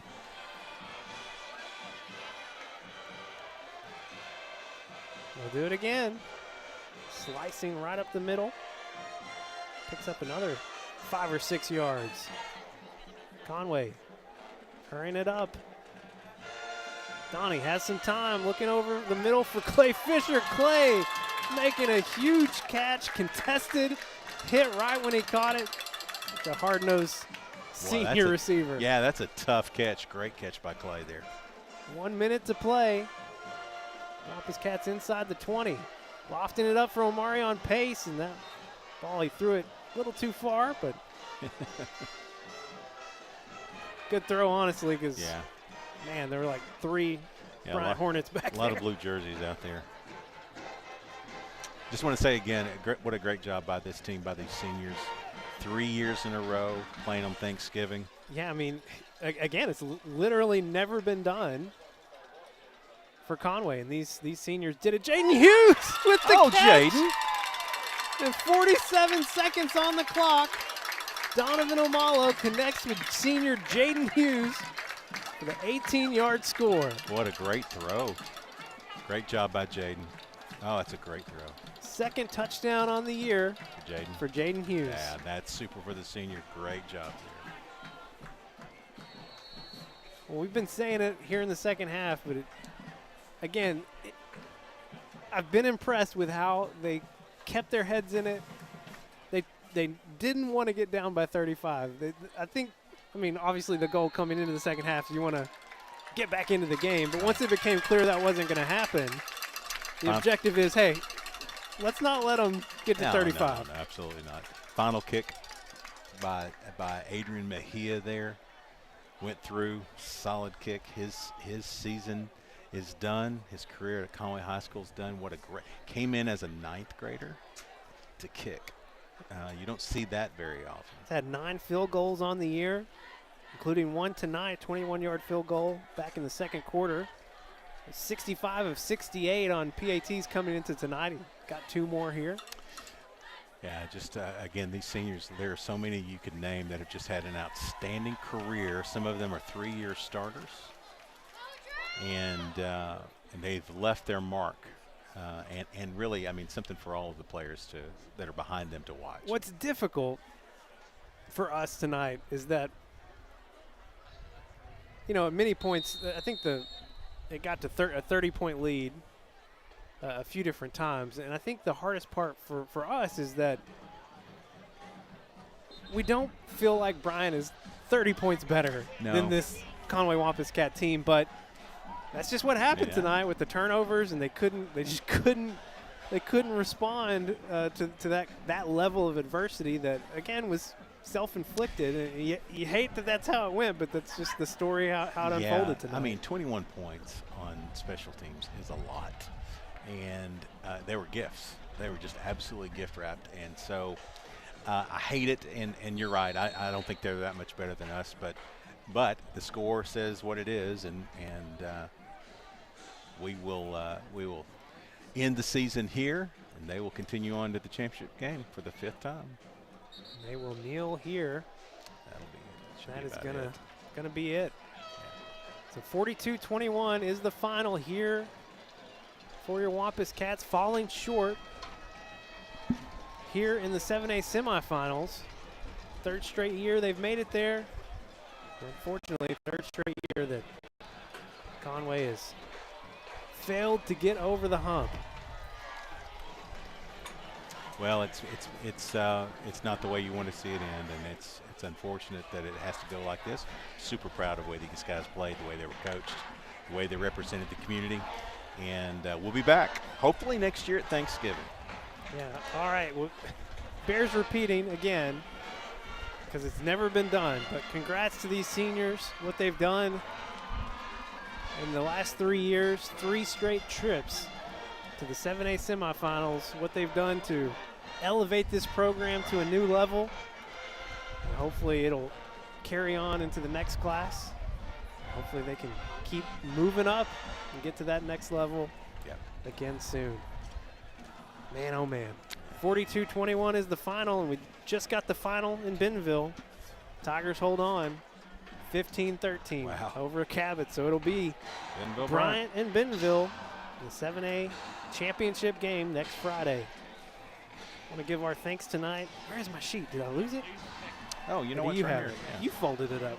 Come on. Sorry. Our thanks tonight to Keith Kelly, Dewey Farmer, Jenna Kelly, Alex Douglas, Maggie Risley, Kara Kirby, Justin King, Scott Stats Taylor. I'm not forgetting you this time. I forgot him last week at Fayetteville and all of the excitement. Oh, oops, did you really?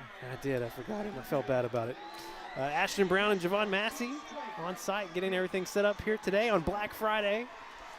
And, of course, big thanks to Jeff Matthews. Man, oh, man, another great season in the books for your Wampus Cats. Didn't go the way we wanted it to end, but, man, it's fun. I always hate when it's over. Yeah, I do.